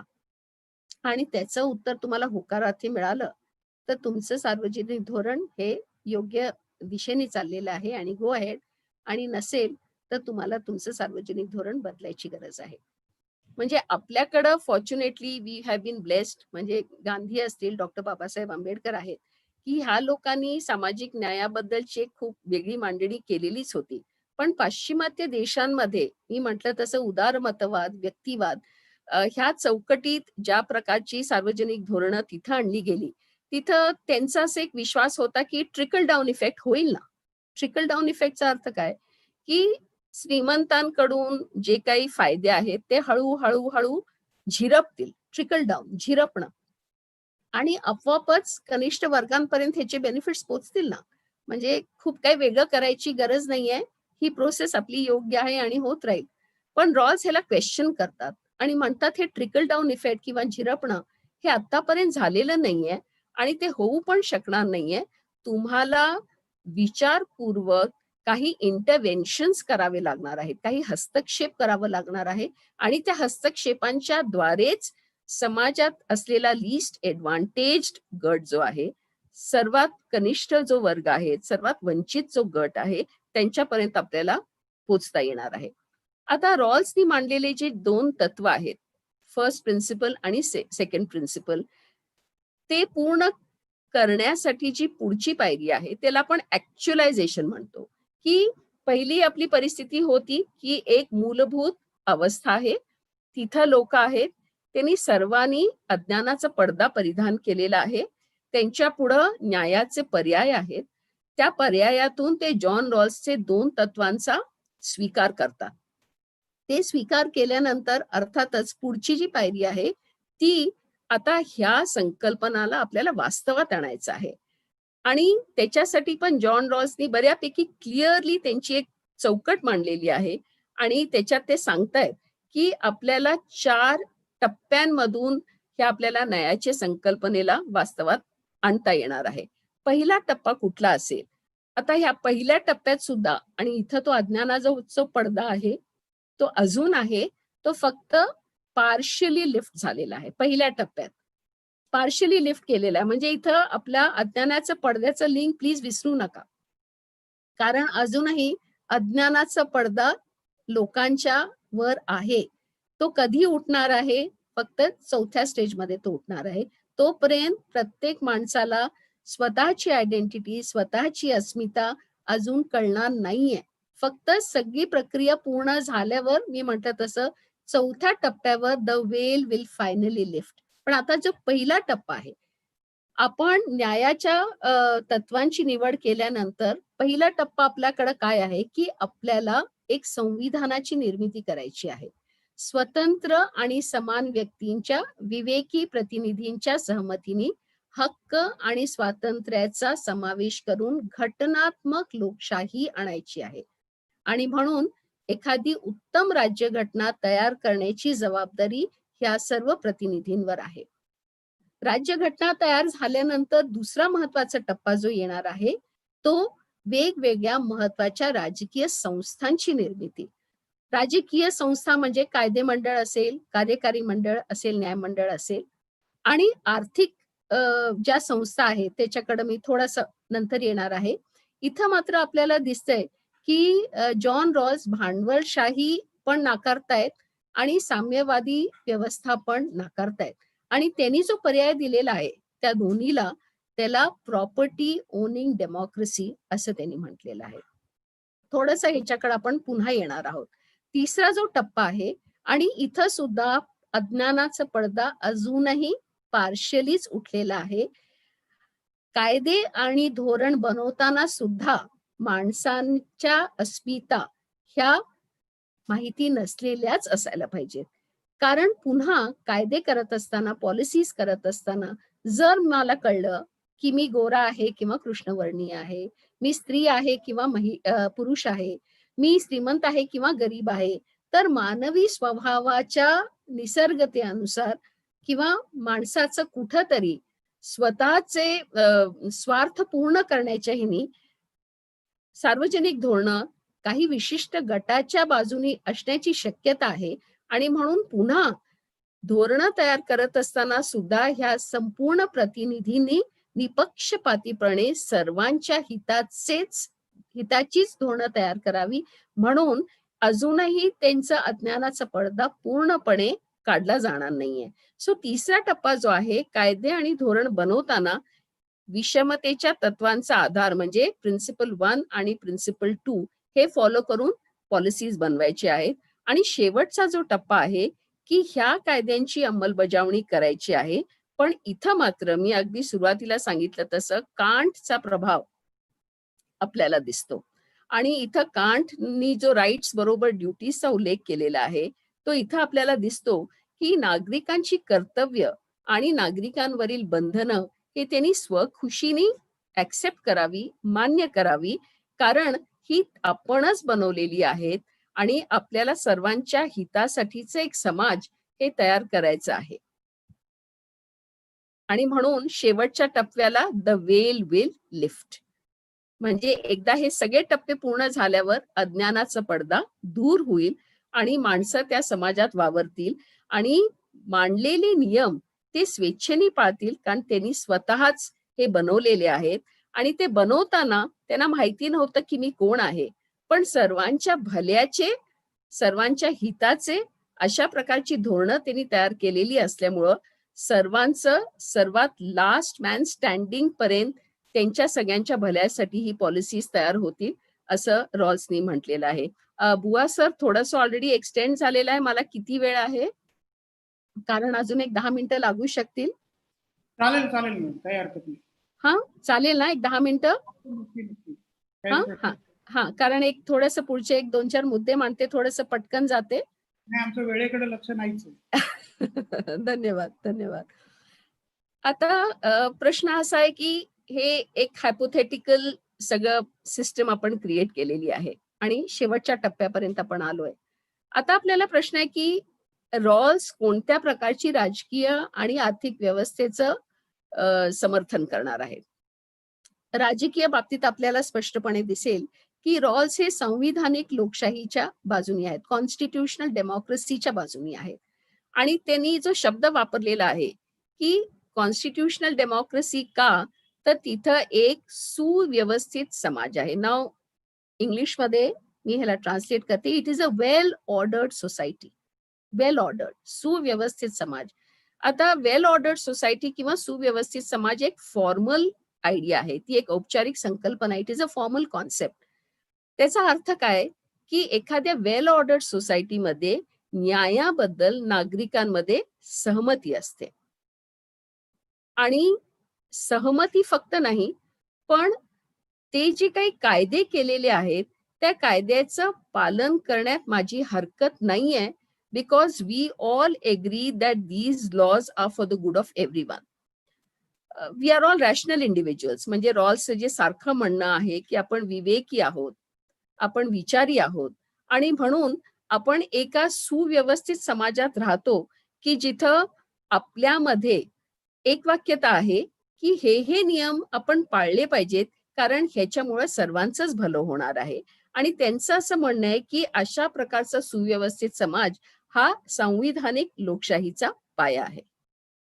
आता आर्थिक व्यवस्थेकडे वळूया. कोणत्या प्रकारची आर्थिक व्यवस्था जॉन रॉल्सना अभिप्रेत आहे? मी आता म्हटलं तसं ते भांडवलशाही नाकारतात आणि ते साम्यवादही नाकारतात. त्यांनी जो प्रारूप आपल्याला दिलेला आहे त्याला ते प्रॉपर्टी ओनिंग डेमोक्रेसी असं म्हणतात. आता ह्या प्रॉपर्टी ओनिंग डेमोक्रेसीची वैशिष्ट्य काय आहेत? त्याची 5 वैशिष्ट्य त्यांनी इथं मांडलेली आहेत. सगळ्यात आधी ते म्हणतात की property, who will own property. आपल्याला माहिती आहे की भांडवलशाहीमध्ये capitalist own the capital, they own property. आता इथं प्रश्न असा आहे, is Rawls against private property? The answer is no.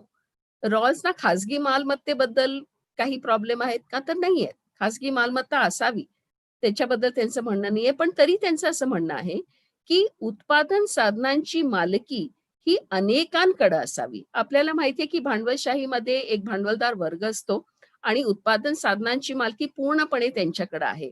आणि मग जो कामगार वर्ग आहेत आणि इतर आहेत ते पूर्णपणे ह्या साधनांपासून वंचित आहेत. रॉल्सना त्यांचं जस्टिसचं नेट वाढवायचं आहे.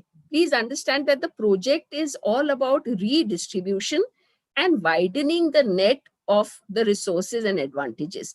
म्हणजे समाजात जे काही आहे ते जास्तीत जास्त लोकांपर्यंत पोहोचण्यासाठीची आर्थिक व्यवस्था कोणती असू शकते. तर त्यांना वेलफेअर स्टेट कॅपिटॅलिझम बद्दल प्रॉब्लेम आहे आणि म्हणून त्यांनी जो पर्याय काढलेला आहे तो उत्पादनाच्या साधनांची मालकी अनेकांकडं आणि त्याच्यात विशेषतः लीस्ट ऍडव्हान्टेज ग्रुप्सकडे पोचावी असं त्यांचा एक काय म्हणूया ही इज होपफुल की ते जायला पाहिजे.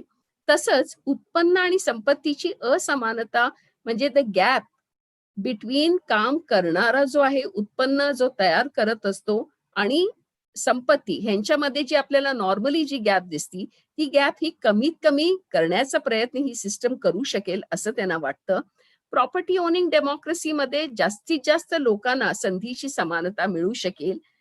फेअर इक्वल ऑपॉर्च्युनिटीज FEO ज्याच्याबद्दल आपण बोललोय तिथं एक न्याय आणि राजकीय स्वातंत्र्य सगळ्यांना मिळू शकेल.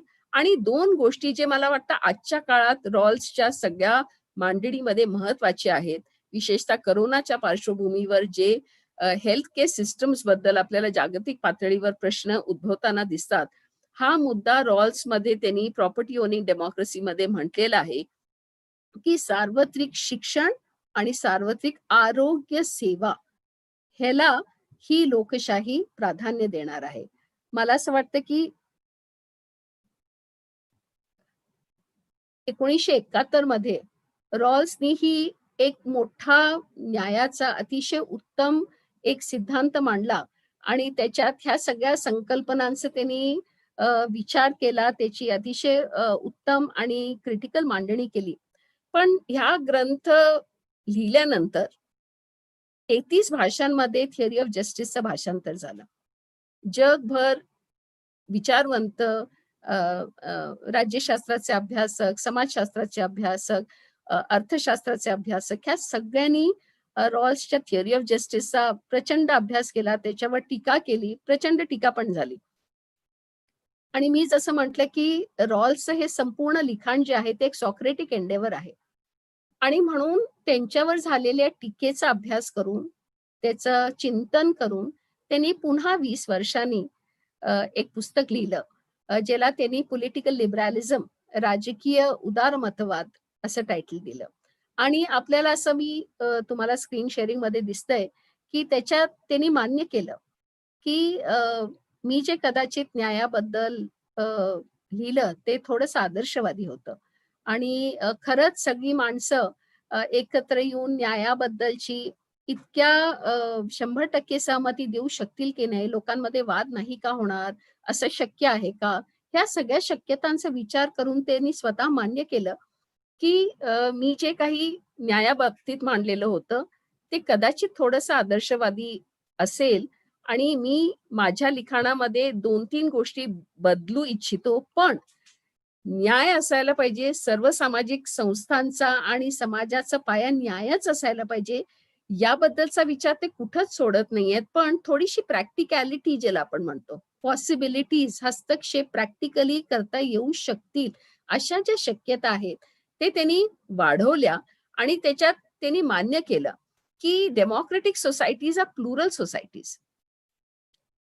प्लुरल सोसायटीज आहेत म्हणजे धर्म असेल, वंश असेल, जात असेल, भाषा असेल, ह्या सगळ्या गोष्टींमुळे माणसांमध्ये मतभेद हे असणार आहेत. पण ते मतभेद पण वाजवी असू शकतात आणि मतभेद असलं तरी काही प्रॉब्लेम नाहीये, कारण मतभेद असले तरी एक ओव्हरलॅपिंग कन्सेन्सस निर्माण होऊ शकतो. आता ही जी संकल्पना आहे ओव्हरलॅपिंग कन्सेन्ससची ती अतिशय महत्वाची आहे. What is overlapping consensus? की एखादी पॉलिसी आहे, त्या पॉलिसी बद्दल मी जे काही म्हणत आहे ती आर्ग्युमेंट तुम्हाला मान्य नाहीये. तुम्हाला पॉलिसी मान्य आहे पण तुम्हाला माझे आर्ग्युमेंट मान्य नाहीये. पण तुम्ही तुमच्या पोझिशन वरून त्या पॉलिसीला मान्य कराल. दुसरं कोणीतरी असेल तो त्याच्या लोकेशन, त्याच्या आयडेंटिटी, त्याचे जे काही हितसंबंध आहेत त्याच्यावरून तो त्या पॉलिसीला मान्य करेल. म्हणजे समाजात पॉलिसीज बद्दल, विषयांबद्दलचे मतभेद रास्त आहेत तो प्लुरॅलिझमचा एक भाग आहे, तो आपण मान्य करूया. पण ते मान्य केल्यानंतर पण रॉल्सना विश्वास मात्र आहे, की because man is basically a rational being. ते हा विश्वास व्यक्त करतात, की despite our disagreements we can still come to an overlapping consensus. त्याचा अर्थ आपल्या वेगवेगळ्या लोकेशन्स, अस्मितांमधून सुद्धा आपण एक मत न्यायाबद्दलचं निर्माण करू शकतो. आणि हे कोण करू शकणार आहे? तर विवेकी नागरिक, म्हणजे रिझनेबल सिटिझन्स. पुन्हा ही संकल्पना खूप महत्वाची आहे, की रिझनेबल सिटिझन्स म्हणजे आपल्या समाजामध्ये नागरिक हे सदसद विवेक असलेले आहेत आणि म्हणून तुमच्या आमच्यात भांडणं होऊ शकतात, तुमच्या आमच्यात मतभेद होऊ शकतात. पण ते मतभेदांच्या पलीकडे जाऊन काही किमान तत्वांबद्दल, न्यायाच्या काही किमान तत्वांबद्दल आपलं एकमत होऊ शकतं आणि त्या शक्यता त्यांनी ओव्हरलॅपिंग कन्सेन्सस मध्ये मांडलेले आहेत. म्हणून आपल्याला दिसेल की थिअरी ऑफ जस्टिस, जे अतिशय मूलभूत ग्रंथ आहे, ते लिहिल्यानंतर 20 वर्षानंतर रॉल्स पुन्हा रिव्हिजिट करतात त्यांच्याच विचारांना आणि पॉलिटिकल लिबरलिझम नावाचे ग्रंथ लिहून, राजकीय उदारमतवाद हे ग्रंथ लिहून पुन्हा एक जास्त वास्तववादी भूमिका घेत आहेत आणि दोन परत नव्या संकल्पना त्याच्यात मांडतायत, की ज्याच्यात reasonable citizens can come together to create an overlapping consensus on justice. म्हणजे न्याय तर हवंच आहे, ते मूळ राहणारच आहे, पण अगदी आदर्शवादाच्या भूमिकेतून कदाचित एक थोडंसं प्रॅक्टिकल पॉसिबिलिटीज आणि डिफरन्सेस ऑफ ओपिनियन रिस्पेक्ट करून सुद्धा मुळात माणसं विवेकी आहेत, म्हणून ते एकमतावर येऊ शकतात, असं त्यांनी विश्वास ह्याच्यात व्यक्त केलेला आहे. त्यांचं तिसरं पुस्तक, आणि हे शेवटचे 1-2 स्लाइड्स आहेत आणि मी थांबीन मग. द लॉ ऑफ पीपल्स हे त्यांचं तिसरं पुस्तक आहे आणि ह्याचा मुद्दा मी इथं रेफरन्स घेतलेला आहे, की ह्या तिसऱ्या पुस्तकात रॉल्स आता जागतिक आंतरराष्ट्रीय राजकारणाकडे वळताना दिसतात. आणि असं त्यांचं एक म्हणणं आहे, की उदारमतवादी आणि उदारमतवादाला विरोध करणारे सभ्य समाज हे जगात आहेत. म्हणजे आतापर्यंतचा त्यांचा जो फोकस होता तो पाश्चिमात्य राष्ट्रांमध्ये असलेले लिबरल सोसायटीजवर होता. आता त्यांचं म्हणणं आहे, की beyond liberal societies there can be some non liberal societies but which are decent. म्हणजे बिगर उदारमतवादी समाज किंवा बिगर उदारमतवादी राष्ट्र आहेत, पण ते राष्ट्र सभ्य आहेत आणि हे सगळे राष्ट्र मिळून आंतरराष्ट्रीय पातळीवर मानवी हक्कांसाठी एकत्र येऊ शकतात. कारण न्यायाची संकल्पना ही फक्त एखाद्या राष्ट्रापुरती नाहीये. त्याला आपल्याला आंतरराष्ट्रीय पातळीवर न्यायचं असेल तर तिथं आपल्याला सगळ्यांना मानवी हक्कांचा पुरस्कार करावा लागणार आहे आणि ह्याच्याबद्दलची एक तयारी आणि एक विवेचन आपल्याला लॉ ऑफ पीपल मध्ये आपल्याला दिसतंय. आता अगदी शेवटची स्लाइड आहे माझी, की रॉल्स का इतके महान आहेत किंवा रॉल्सचा विचार का इतका महत्वाचा आहे? कारण पियर ट्रुडो, म्हणजे आता हे वेगळे विचारवंत आहेत, पण मला ते वाक्य खूप भावलं, की the attainment of a just society is the cherished hope of civilised men. म्हणजे आपण जर सुसंस्कृत माणसं असू तर आपल्या सगळ्यांच्या मनामध्ये कायमच एक आशावाद आहे, की आपले समाज न्यायी समाज असायला पाहिजेत. आणि रॉल्सचं पुढे जाऊन हेही म्हणणं आहे, की माणसांचे स्वभाव आणि न्यायाचं मूल हे काही मुळात वेगळं नाहीच आहे. ते पूर्णपणे एकमेकांशी सुसंगत आहे. आणि म्हणून आपली जी लास्ट पिक्चर आपण एक दाखवलेला आहे, की शेवटच्या माणसांचं, लीस्ट एडव्हान्टेज माणसांचा विचार करून एक अतिशय सशक्त, strong, critical theory of justice रॉल्सनी मांडली आणि म्हणून कायमच ते आपल्याला दिशा देणारं असेल. आणि आज आंतरराष्ट्रीय न्याय दिन आहे आणि 21सावं शतक अतिशय संघर्षाचं, जागतिकीकरणानंतरचं असमानतेचं जे आहे, त्याच्यात कुठंतरी एक बीकन ऑफ लाईट, दिशा देणारं जॉन रॉल्सचे विचार आहे असे मी मानते. आणि मला इथं बोलण्याची संधी दिली म्हणून बुवा सरांचे आभार मानते. आणि अजून एक उल्लेख, ही पीपीटी तयार करण्यात माझी विद्यार्थिनी सेंट मीराज कॉलेजच्या वीणा मॅडम त्यांचं जरा जाहीर आभार मी मानते, कारण त्यांच्या मदतीशिवाय हे पूर्ण प्रेझेंटेशन माझं होऊ शकलं नसतं. Thank you so much. धन्यवाद मॅडम. सॉक्रेटिस पासून सुरुवात करून 20व्या शतकामध्ये रॉल्स पर्यंत आपण येऊन पोहोचलो. म्हणजे इसवी सन पूर्व 2ऱ्या-3ऱ्या शतकापासून ते आतापर्यंत म्हणजे जवळपास 2200 वर्षांचा प्रवास तुम्ही इथे मांडायचा प्रयत्न केला. अतिशय सुंदर मांडणी होती तुमची. म्हणजे रॉल्स हा थेरॉटिशियन म्हणजे फिलॉसॉफर परंपरेमधला मध्ये जी खंडित झालेली परंपरा आहे, तुम्ही सांगितलं की सॉक्रेटिस पासून ती मिल मार्क्स पर्यंत एक परंपरा होती, ती नंतर खंडित झाली. ती पुन्हा रिव्हाइव्ह करण्याचं थिअरी रिव्हाइव्ह करण्याचा प्रयत्न रॉल्सनी मोठ्या प्रमाणावरती केला. रॉल्स 40 वर्ष जवळपास एका संकल्पनेला धरून लिहित होता. 1957 पासून ते 1999 पर्यंत. थिअरी ऑफ जस्टिसची दुसरी एडिशन जेव्हा प्रसिद्ध झाली तेव्हा ते काम त्याचं थांबलं. 2002 मध्ये त्याचा मृत्यू झाला. त्याच्यामुळे मग त्याचं ते एक टास्क होतं ते तिथे थांबलं. तर प्रत्येकाला माझी अशी विनंती आहे की हे थिअरी ऑफ जस्टिस आहे ते मुळातून वाचण्याचा प्रयत्न करा, त्याचे कॉमेंट्रीज वाचण्याचा प्रयत्न करा. तुमचे बरेच प्रश्न असणार आहेत. तर प्रश्नोत्तरांच्या सेशनला आपण आता सुरुवात करू.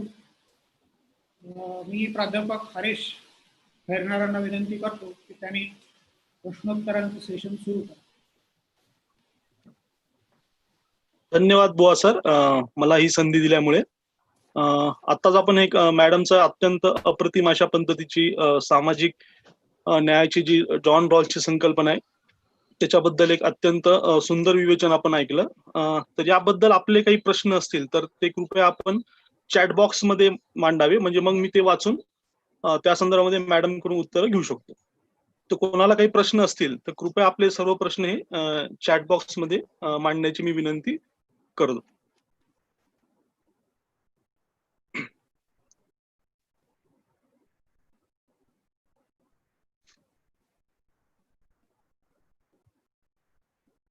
मॅडम प्रश्न येण्यापूर्वी म्हणजे वैयक्तिक मलाच एक प्रश्न या संदर्भामध्ये विचारायचा आहे. मुळात तुम्ही ज्या पद्धतीने विवेचन केलं तर मुळात यामध्ये प्रश्न पडणंच फार अवघड आहे. कारण नाही ते यासाठी सांगतो की उत्तम शिक्षकाचं म्हणजे चांगल्या शिक्षकाचं असं वैशिष्ट्य असतं की तो प्रश्न पडेल अशा पद्धतीने सांगतो, आणि उत्कृष्ट शिक्षकाचं असं वैशिष्ट्य आहे की ते प्रश्न पडता पडता त्याचे उत्तर आपल्याला मिळत जातात. कारण तुमचं जसं आम्ही प्रेझेंटेशन पाहत होतो तर बरीचशी प्रश्नाची उत्तर यामध्ये मिळालेली आहेत. तरी सुद्धा एक या संदर्भामध्ये मला एक वैयक्तिक प्रश्न विचारायचा आहे की समजा जॉन रॉल्स यांचा जो सामाजिक न्यायाचा सिद्धांत आहे तर त्यावरचा जी टीका आहे, म्हणजे वैयक्तिक मत माझं नाही तर टीकाकारांच्या भूमिकेतून हे मी सांगते की ही सर्व जी चर्चा झालेली आहे तर ती साधारणपणे उदारमतवादी भांडवलशाहीच्या चौकटीतून, म्हणजे उदाहरण समजा की आपण सामाजिक न्याय वितरित करायचा या संदर्भात जरी बोललो गेलो, परंतु त्याची जी मूळ चौकट आहे की जी खास करून आर्थिक चौकट आहे तर त्याबद्दल रॉल्स काही बोलले नाहीत अशी एक साधारणपणे टीका आहे. तर त्याबद्दल फक्त आपल्याकडून काही मार्गदर्शन परत एकदा हरीश फक्त असं आहे की साधारणपणे न्यायाच्या वितरणाच्या संदर्भामध्ये रॉल्स यांनी जी मतं मांडलेली आहेत तर ती उदारमतवादी भांडवलशाहीच्या चौकटीमध्येच मांडलेली आहेत, आणि त्याच्यामुळे खास करून त्याची जी आर्थिक चौकट आहे भांडवलशाहीची तर त्याच्यातून जी विषमता होऊ शकते तर त्याबद्दल रॉल्स खूप बोललेले नाही. तर याबद्दल फक्त आपलं एक मार्गदर्शन हवं. हा, आता म्हणजे मी आता म्हटलं तसं की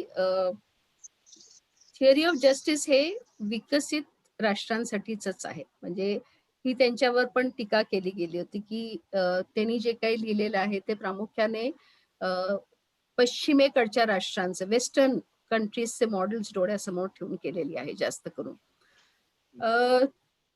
तर अर्थातच त्यांच्या समोर अमेरिकेचा जो सगळा प्रवास आहे, आर्थिक प्रवास भांडवलशाहीचा, तो डोळ्यापुढे आहे. आणि मी सुरुवातीलाच म्हटलं तसं की भांडवलशाहीमध्ये अमेरिकेने अर्थातच त्याच्यात काही बदल आणले. म्हणजे ते call themselves welfare state capitalism, म्हणजे अगदी वेलफेअर असं नाही, पण वेलफेअर स्टेट कॅपिटॅलिझमच्या अंगाने जाणारे आम्ही आहोत, असं काहीसं त्यांनी सांगितलेलं आहे.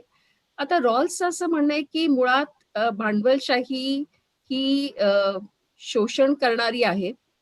कुठल्या अर्थाने शोषण करणारी आहे की मीन्स ऑफ प्रोडक्शन, उत्पन्नाची जी साधनं आहेत, ती उत्पादन साधनं आणि अमेरिकेचं मॉडेल त्यांच्या डोळ्यासमोर असल्यामुळं ती काही कॅपिटॅलिस्टच्या हातातच राहत आहेत.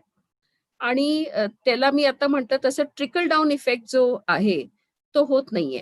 सो कॅपिटॅलिझम हा न्यायासाठीचं चांगला मॉडेल होऊ शकत नाही. वेलफेअर स्टेट कॅपिटॅलिझम पण होऊ शकत नाही. कारण तिथं मार्केट सगळं ठरवतंय. डिमांड सप्लाय असेल किंवा माणसानी जो कामगार आहे तो आपलं लेबर विकणारा तिथं आहे. त्याच्या विकण्यासाठी त्याला त्या कामाची डिग्निटी पण फारशी नाहीये आणि विक्रेता कोण आहे, जिथं त्याला डिमांड मिळेल, जो पैसा देऊ शकेल तोच घेणार आहे. म्हणजे रॉल्सच्या न्यायाच्या संकल्पने मी आता म्हटलं तसं कांटचा जो प्रभाव आहे तो ह्युमन डिग्निटीचा खूप आहे, प्रतिष्ठेचा खूप आहे. आणि म्हणून त्यांना अशा प्रकारची एक आर्थिक व्यवस्था उभी करायची आहे की जिथं लीस्ट एडव्हान्टेज हा शब्द रॉल्सचा सगळ्यात महत्वाचा आहे, की द लीस्ट एडव्हान्टेज म्हणजे तो कामगार असू दे, तो जातीच्या अंगाने असू दे, तो वंशाच्या अंगाने असू दे, पण जो कोणी लीस्ट एडव्हान्टेज असेल त्याला त्याच्या समाजात प्रतिष्ठेने जगता यायला पाहिजे आणि त्याच्यासाठी जो काही आर्थिक पाठबळ आहे तो पण त्या सिस्टमनी क्रिएट करायला पाहिजे. म्हणून मी म्हटलं तसं डिस्ट्रीब्युटिव्ह जस्टिसचा अर्थ काय आहे की system has to make interventions in order to ensure की द गुड्स आर डिस्ट्रीब्युटेड. म्हणजे कॅपिटॅलिझम मध्ये मार्केट काय अज्युम करतं, आपण ग्लोबलायझेशनचा इतका विस्तार का झालेला आहे आणि आपल्याला का सांगितलं जातं की globalisation is the answer to all your problems. कारण त्यांचं म्हणणं असं आहे की एव्हरीवन बेनिफिट्स फ्रॉम दिस. तुम्ही या त्या मार्केटमध्ये आणि मार्केट सगळ्यांची काळजी घेईल. पण आपल्याला माहितीये की ते तसं नाहीये. मी आता म्हटलं तसं 20व्या शतकात आणि 21व्या शतकात जात असताना जागतिकीकरणाचे जे दुष्परिणाम आहेत ते आपल्या समोर आलेले आहेत आणि त्याच्यातून श्रीमंत आणि गरिबांमधली जी दरी वाढत चाललेली आहे त्या दरीचा कुठंतरी रॉल्सनी आधीच एक हे विश्लेषण केलेलं आहे आणि म्हणून ते म्हणतायत की माझ्या न्यायी समाजामध्ये हस्तक्षेप करून, प्रोसिजर्स पाळून, रिडिस्ट्रीब्युशन ऑफ गुड्स अँड सर्व्हिसेस करून, लोकांना समान संधी देऊन, वर येण्याचे पूर्णपणे संधी देऊन आपण त्यांना वर उचललं पाहिजे. आणि हे काम तुम्हाला ठरवून करावं लागणार आहे. मार्केट सारखं, market is an automatic mechanism. Market सारखं ते ऑटोमॅटिक होणार नाहीये. You will have to take care. And who will have to take care? मग आपल्याला त्या मूळ अवस्थेकडे जावं लागेल. ओके, की त्या मूळ अवस्थेमध्ये असलेली लोक न्यायाची तत्व का निवडतायत? कारण त्या न्यायाच्या तत्वांमध्ये मी जर त्या लिस्ट एडव्हान्टेज मध्ये असेन तर माझी अशी इच्छा आहे की मी जे तत्व ठरवीन त्याचा फायदा मला व्हायला पाहिजे. कारण आज मी कोण आहे मला माहिती नाहीये. मी त्या गरीबातला गरीब माणूस असू शकेन, पण मी ठरवताना, कारण मी वेल ऑफ इग्नोरन्स घातलेला आहे, मी अज्ञानाचा पडदा घातलेला आहे, मी अशा प्रकारे एक आर्थिक व्यवस्था ठरवीन आणि त्यांनी त्या प्रॉपर्टी ओनिंग डेमोक्रेसीचा मुद्दाम उल्लेख केलेला आहे की मी अशा प्रकारची लोकशाही, कॉन्स्टिट्यूशनल डेमोक्रेसी उभी करीन की ज्याच्यातून शिक्षणाची संधी, कामाची संधी, ह्या सर्व FEO आपण म्हटलं तसं फेअर इक्वल ऑपॉर्च्युनिटी सगळ्यांना मिळतील आणि मग लोक एका विशिष्ट पातळीपर्यंत येऊ शकतील. धन्यवाद. येस. एक पुढचा प्रश्न आलेला आहे मॅडम. एक मेधा पत्की म्हणून एक प्रश्न विचारतायत. तो खास करून तुमचा जो अत्यंत शेवटचा जो मुद्दा होता, लॉस ऑफ द पीपल, तर त्या संदर्भात बहुतेक त्यांनी विचारलाय. प्रश्न असा आहे की आज चीन विरोधात देश एकत्र आले आहेत, यावर कसा प्रकाश टाकाल शेवटच्या मुद्द्याला धरून, असा एक प्रश्न आहे त्याबद्दल. म्हणजे जागतिकीकरणाच्या संदर्भात का? हा, बहुतेक त्या अनुषंगाने वाटते. जॉन रॉल्सच्या मते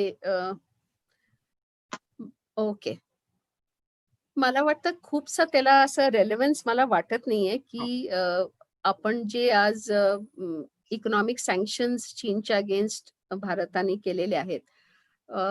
त्याच्यामुळं भारताचा जो आपल्या पंतप्रधानांनी सांगितलं आत्मनिर्भर भारत आपल्याला उभं करायचं आहे. पण त्याचा आणि रॉल्सच्या सिद्धांतांची कशी सांगड घालता येईल, I don't think those two are very relevant questions. थोडंसं त्याच्यावर फोकस ठेवूया आपण. एका विद्यार्थ्यांनी प्रश्न विचारला, नाव विचार दिसत नाही. प्रश्न असा आहे मॅडम की रॉल्स यांच्या विचारातून भारतातील आरक्षणाच्या तरतुदीची कशी सांगड घालावी? ओके. हा प्रश्न ऍक्च्युली रॉल्सच्या ह्याच्यात पण आहे की कारण आपल्याकडे जसं आरक्षण आहे तिथं त्याला एफर्मेटिव्ह ऍक्शन म्हणतात. तर रॉल्सने त्यांच्या पुस्तकात लिहिलेलं आहे, म्हणजे त्यांचं जे थिअरी ऑफ जस्टिस आणि हे आहे, तर त्यांचं म्हणणं आहे की I do not oppose affirmative action. म्हणजे मी काय सकारात्मक कृतीच्या विरोधात नाहीये, मी सकारात्मक कृतीला आरक्षण आपल्याकडच्या आरक्षणाला एका लेवलला आणती आहे. तर रॉल्सचं म्हणणं आहे की मी सकारात्मक कृतीच्या विरुद्ध नाहीये, पण ते न्यायासाठीचं सोल्युशन आहे का, तर ते मला मान्य नाहीये. म्हणजे आपल्याकडं पण मी जर आपल्याकडं तो लागू करायचं ठरवलं तर रॉल्सच्या अंगाने रॉल्स म्हणतील की आरक्षण हे ठीक आहे, पण ते काय आपल्याकडं सगळ्या गोष्टींचं सोल्युशन होऊ शकणार नाही. आपल्याला लॉंग टर्म जे वंचित घटक आहेत त्यांना वर आणण्यासाठी अजून काही तत्व आणावी लागणार आहेत. So Rawls would say I am not against reservation. Reservation हे गरजेचं आहे काही प्रमाणात, पण तुम्ही त्याला फुल अँड फायनल सोल्युशन न्यायासाठी असं समजू नका. आणि ह्याचा उल्लेख आहे रॉल्सच्या पुस्तकांमध्ये अफर्मेटिव्ह ऍक्शनचा. एक अजून प्रश्न आहे मॅडम. प्राध्यापक राजू सानबे प्रश्न विचारतायत विचार. की महात्मा फुले यांचा सामाजिक विचार आणि रॉल्स यांचा सामाजिक न्याय काही प्रमाणात एक आहे का, असा एक तुलनात्मक प्रश्न आहे. न्यायाची संकल्पना आहे, सामाजिक न्यायाची संकल्पना पण आहे, पण मला असं वाटतंय म्हणजे महात्मा फुलेंची संकल्पना आहेच, भारतीय संदर्भ. मला असं वाटतं आपल्याला थोडं संदर्भ लक्षात ठेवावं लागतं की रॉल्स जेव्हा न्यायाच्या बद्दल बोलत असतात, मी पहिले जे 2-3 PPTs दाखवले होते तुम्हाला, त्यांचा तो सगळा संदर्भ 1930 पासून सुरू असलेला जागतिक पटलावरचे बदल, अमेरिकेत होणारे बदल, त्या बदलाला आणि उपयुक्ततावादाला उत्तर देण्यासाठी एक पर्याय म्हणून आणि साम्यवादाला एक उत्तर देण्यासाठी म्हणून थिअरी ऑफ जस्टिस हे रॉल्स लिहित आहेत. आपल्याकडच्या सामाजिक न्यायाचा संदर्भ हा जातीचा आहे. रॉल्स जेव्हा न्यायाबद्दल बोलत असतात तेव्हा त्यांचा जो लीस्ट ऍडव्हान्टेज आहे तो जास्त करून एक इकॉनॉमिक कॅटेगरी आहे. म्हणजे ज्याचं आर्थिक दृष्ट्या जो सर्वात दुर्बळ आहे तो रॉल्ससाठी लीस्ट ऍडव्हान्टेज आहे. आपल्याकडं जात आणि वर्ग हे अनफॉर्च्युनेटली एक हातात हात घालून चालत असतात, आणि म्हणून महात्मा फुलेंची जी सगळी सामाजिक न्यायाची जी मांडणी आहे ती आपल्याकडच्या जात आणि वर्ग ह्याला धरून आहे. रॉल्सनी त्या अर्थाने, आणि त्यांच्यावर नंतर थोडी टीका पण झाली की कृष्णवर्णीयांच्या बाबतीत काय भूमिका घेतली, कारण तेव्हा सिव्हिल राईट्स मुवमेंटचा पण एक खरं तर एक बॅकग्राऊंड आहे 50-60s मध्ये मार्टिन लुथरची. तर त्यांच्यावर पण थोडी टीका झाली होती की ते तिथल्या कृष्णवर्णीयांबद्दल सेन्सिटिव्ह आहेत. पण तिथल्या लोकांचं असं म्हणणं होतं की आमच्यावर होत असलेल्या शोषणाचं ऐतिहासिक मागोवा घेऊन त्याच्याबद्दलचं काही ठोस रॉल्सनी लिहिलेलं नाहीये. तर म्हणून मला असं वाटतं की कॉन्टेक्स्ट वेगवेगळे आहेत. अर्थात दोघांचंही सगळं जे एक मानस आहे ते समाजात न्याय आणण्याचं आहे, आणि महात्मा फुले अर्थातच आपल्या सगळ्यांना अतिशय महत्वाचे आहेत. त्यांनी केलेलं काम खूप महत्वाचं आहे, पण त्याच्यात जात आणि वर्ग ह्याबद्दलची जी एक दुहेरी सांगड घालून मांडणी आहे त्या अर्थाने रॉल्स जास्त करून economic category of the least advantage घेऊन मांडणी करतायत, आणि म्हणून न्यायाबद्दलचे हस्तक्षेप हे राजकीय आणि आर्थिक हे जास्त करून आहेत. एक शेवटचा मॅडम हा प्रश्न घेऊया, चॅट बॉक्स मध्ये आलेला आहे. एक स्मिता पाटील म्हणून एक प्रश्न विचारतायत. थोडं मला वाटतं की ओपिनियन टाईप हा प्रश्न आहे. म्हणजे त्यांचं म्हणणं आहे की जॉन रॉल्स यांच्या मते शेवटच्या व्यक्तीपर्यंत न्याय पोहोचला पाहिजे, तर तुम्हाला वाटते का की भारतात तो पोहोचला आहे, असा एक प्रश्न आहे? अजिबातच नाहीये. We have a long way to go. आणि म्हणून जसं आपण महात्मा फुले, डॉक्टर बाबासाहेब आंबेडकर, गांधी, विनोबा, जे.पी. सगळ्यांचाच विचार करत असतो, तसं पाश्चिमात्य देशांमध्ये पण न्यायाबद्दलची अतिशय सशक्त अशी मांडणी केलेले जॉन रॉल्स पण त्यांच्याकडून पण काही आपण घेऊ शकू का? आज आंतरराष्ट्रीय न्याय दिन आहे. तर काही घेऊ शकलो, त्यांचे विचार समजू शकलो, तरी मला वाटतं आजच्या दिवसाचं साध्य होईल. एक YouTube वरती प्रश्न आलेला आहे.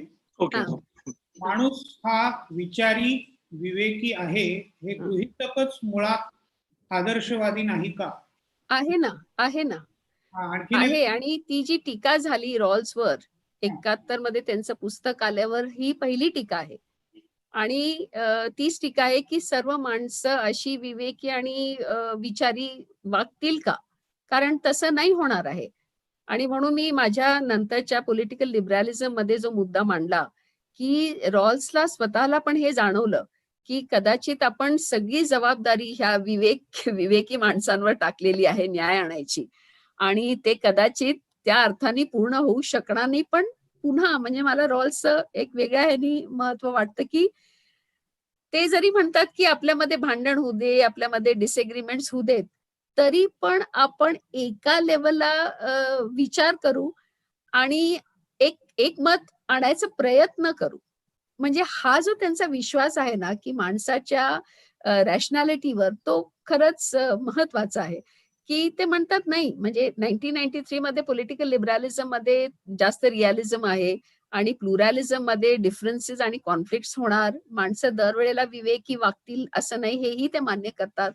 पण परत ते कुठे येतात, की तरी पण माणूस हा नैतिकतेची आस सोडणार नाही, न्यायाची आस सोडणार नाही, असं त्यांना एक जो विश्वास आहे, तो मला वाटतं महत्वाचा आहे. म्हणजे ह्याच्यासाठी अगदी एक छोटंसं उदाहरण आपण अगदी सोपं, साधं, कदाचित चुकीचं पण असू शकेल, पण साधं आहे, की जेव्हा नवीन रस्ते तयार होतात आणि खूप गर्दी व्हायला लागती, तेव्हा लोकांकडूनच मागणी येते, की इथं ट्रॅफिकचा सिग्नल बसवा. आता ट्रॅफिकचा सिग्नल बसवल्यावर अनेकांना लक्षात येतं, की आपल्याला ज्या पद्धतीने आपण आधी गाडी चालवायचो, त्याच्यावर आता आपल्या गदा येणार आहे. कारण आता इथं सिग्नल आल्यावर लाल दिवा लागणार, पोलीस येणार. पण तरी पण अ, तो सिग्नल हवा आहे, असं 80% लोकं किंवा 90% लोकं म्हणणार आणि लॉ अँड ऑर्डर सिच्युएशन आणि ट्रॅफिक स्मूथली चालण्यासाठी त्या ट्रॅफिक सिग्नलचा आग्रह हा पण आपणच धरू शकतो. कारण आपण एका लेव्हलला वेल ऑर्डर्ड सोसायटी, सुव्यवस्थित समाजाचे घटक व्हायला सर्वांना आवडेल. हे एक प्रत्येक माणसामध्ये जो एक जी एक आशा आहे, ते कुठेतरी जॉन रॉल्स दाखवतायत असं मला वाटतंय. मला माहित नाही ट्रॅफिक सिग्नलचं उदाहरण कितपत योग्य होतं, पण असं मला वाटलं, की किमान गोष्टी आहेत, की खूप छोट्या गोष्टी आहेत. पण तिथं पण आपण एकत्र काही विचार करून येत असतो आणि अशी अनेक उदाहरणं आहेत.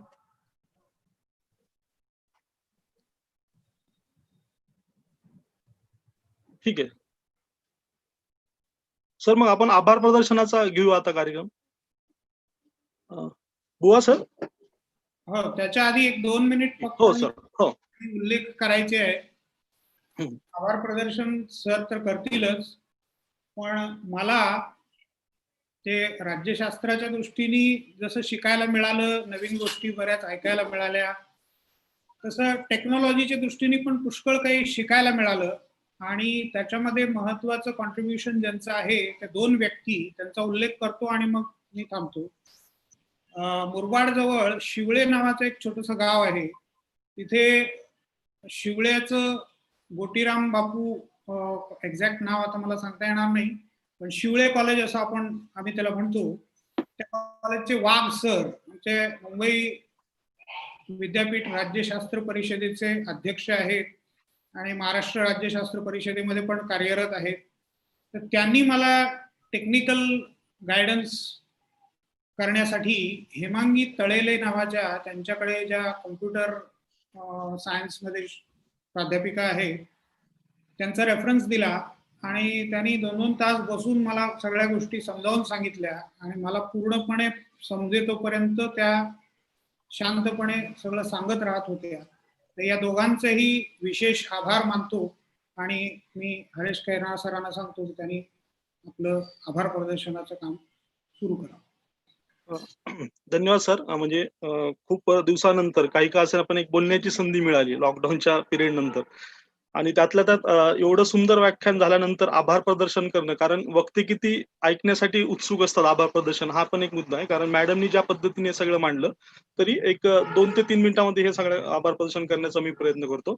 टी.के. टोपे कला व वाणिज्य महाविद्यालय यांच्या राज्यशास्त्र विभागाद्वारे आयोजित राज्यस्तरीय जी व्याख्यानमाला आयोजित केली होती, तर त्यामध्ये आज आपल्याला सप महाविद्यालयाच्या उपप्राचार्या आणि राज्यशास्त्र विभागाच्या सहयोगी प्राध्यापिका डॉक्टर संजोत आपटे त्यांनी अत्यंत सुंदरपणे, कल्पकतेने आणि पूर्णपणे ही संकल्पना क्लिअर होईल अशा अनुषंगाने जे एक व्याख्यान दिलं, ते निश्चितच म्हणजे एका दृष्टीने पाहिलं तर आपल्या ज्ञानामध्ये साधारणपणे भर घालणारं आहे.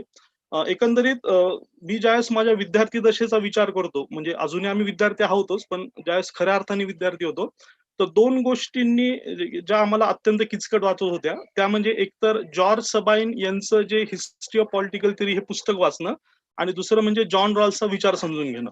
पण आज खऱ्या अर्थाने वापस विद्यार्थी होण्याचा मॅडमच्या व्याख्यानामुळे योग आला आणि अत्यंत चांगल्या पद्धतीने सगळे जे काही या संदर्भातले जे पूर्वग्रह होते हे याच्यामध्ये गेलेले. तर सर्वात पहिले तर आपण मॅडमचं आभार मानूया की त्यांनी अत्यंत सुंदर पद्धतीने या गोष्टी साधारणपणे मांडलेल्या आहेत. त्याचबरोबर महाविद्यालयाचे प्राचार्य विठ्ठल रोकडे सर आणि उपप्राचार्य कृष्णन नंदेला, कारण महाविद्यालयाच्या पदाधिकाऱ्यांच्या सहकार्याशिवाय अशा पद्धतीच्या ज्या काही गोष्टी आहेत त्या आयोजित करणं फार अवघड असतं. तर या दोघांचे पण मी साधारणपणे या अनुषंगाने आभार हे मानतो. त्याचबरोबर मागच्या 3 दिवसांमध्ये आपल्याकडे जे इतर व्याख्याते आले त्यांचे आपण स्वतंत्रपणे आभार मानलेलेच आहेत. पण मला असं वाटतं की इथं पण तो मुद्दा येणं अत्यंत आवश्यक आहे. तर त्यामध्ये पहिल्या दिवशी डॉक्टर संहिता जोशी, दुसऱ्या दिवशी डॉक्टर चैत्रा रेडकर आणि तिसऱ्या दिवशी म्हणजे कालच डॉक्टर उत्तरा सहस्त्रबुद्धे यांनी देखील आपलं खूप चांगल्या पद्धतीने उद्बोधन केलं. तर त्यांचे सुद्धा मी पुनश्च एकदा आभार मानतो.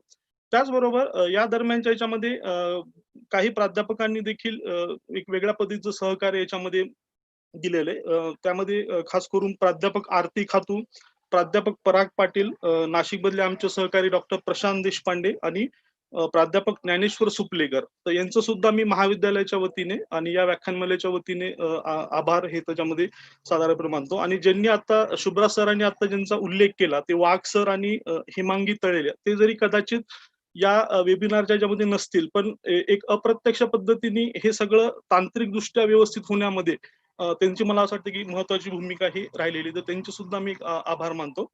आणि कुठलाही अशा पद्धतीचा जो महाविद्यालयाचा कार्यक्रम असतो, तो विद्यार्थ्यांच्या सहकार्याशिवाय हा कधीही शक्य होऊ शकत नाही. त्यामुळे बुवा सरांचे जे काही विभागाचे जे विद्यार्थी आहेत, त्याच्यामध्ये खास करून तन्वी आंबेकर असेल, मिलिंद मुरुडकर असेल किंवा विनोद तेंडुलकर, स्मिता देसाई, सागर मांजरेकर, तर या सर्वांचे देखील मी महाविद्यालयाच्या वतीने आभार मानतो. आणि मला असं वाटतं की सगळ्यात शेवटी की ज्यांनी अत्यंत नियोजनपूर्वक आणि फार मोठ्या पद्धतीने कष्ट घेऊन आणि अत्यंत सुंदरपणे ज्यांनी हे सगळं आयोजन केले, ते आमचे शुभराज बुवा सर. आज त्यांचा जसं देशपांडे सरांनी सांगितलं की आज त्यांचा जन्मदिवस पण आहे. तर त्यांना आभार आणि शुभेच्छा या दोन्ही अंगाने मला असं वाटतं की इथं हे व्यक्त होणं अत्यंत आवश्यक आहे. आणि खरंच एक वेगळ्या पद्धतीची पर्वणी या व्याख्यानमालेच्या माध्यमातून ही साधारणपणे भेटली. त्याचबरोबर इतरही महाविद्यालयाचे प्राध्यापकेतर कर्मचारी असतील की ज्यांनी याच्यामध्ये प्रत्यक्ष अप्रत्यक्ष सहकार्य केलं, तर त्यांचे देखील मी आभार मानतो. आणि या व्यतिरिक्त जर कोणाचं नाव राहिलं असेल तर ते माझं वैयक्तिक अज्ञान मी समजतो, परंतु अशा सर्वांचे मी आभार याच्यामध्ये मानतो. आणि सुभराज सरांच्या परवानगीने किंवा सरांना जर पुढे अजून काही सांगायचं असेल तर त्या अनुषंगाने हे करू. चालेल, मग सरांच्या परवानगीने हे वेबिनार संपलं हे साधारणपणे जाहीर करू. धन्यवाद. थँक्यू हरीश, थँक्यू प्रशांत आणि बुवा सर, पुन्हा एकदा धन्यवाद आणि वाढदिवसाच्या खूप खूप शुभेच्छा. Thank you madam. आणि खैरनार सरांचे आणि देशपांडे सरांचे पण विशेष आभार. अगदी अगदी हा आधार माझ्यासाठी होता. Thank you everyone. थँक्यू. आणि असंच खूप म्हणजे उपक्रम खूप चांगला आहे. हो. आणि असंच पुढं तुमचे म्हणजे आम्ही पुढच्या जनरेशनकडे असं बघतोय की आता तुम्ही पुढं हे सगळं न्या आणि काहीही आमची मदत लागली तर कायम आम्ही तुमच्या बरोबर आहोत कुठल्याही बाबतीत. धन्यवाद. थँक्यू. थँक्यू.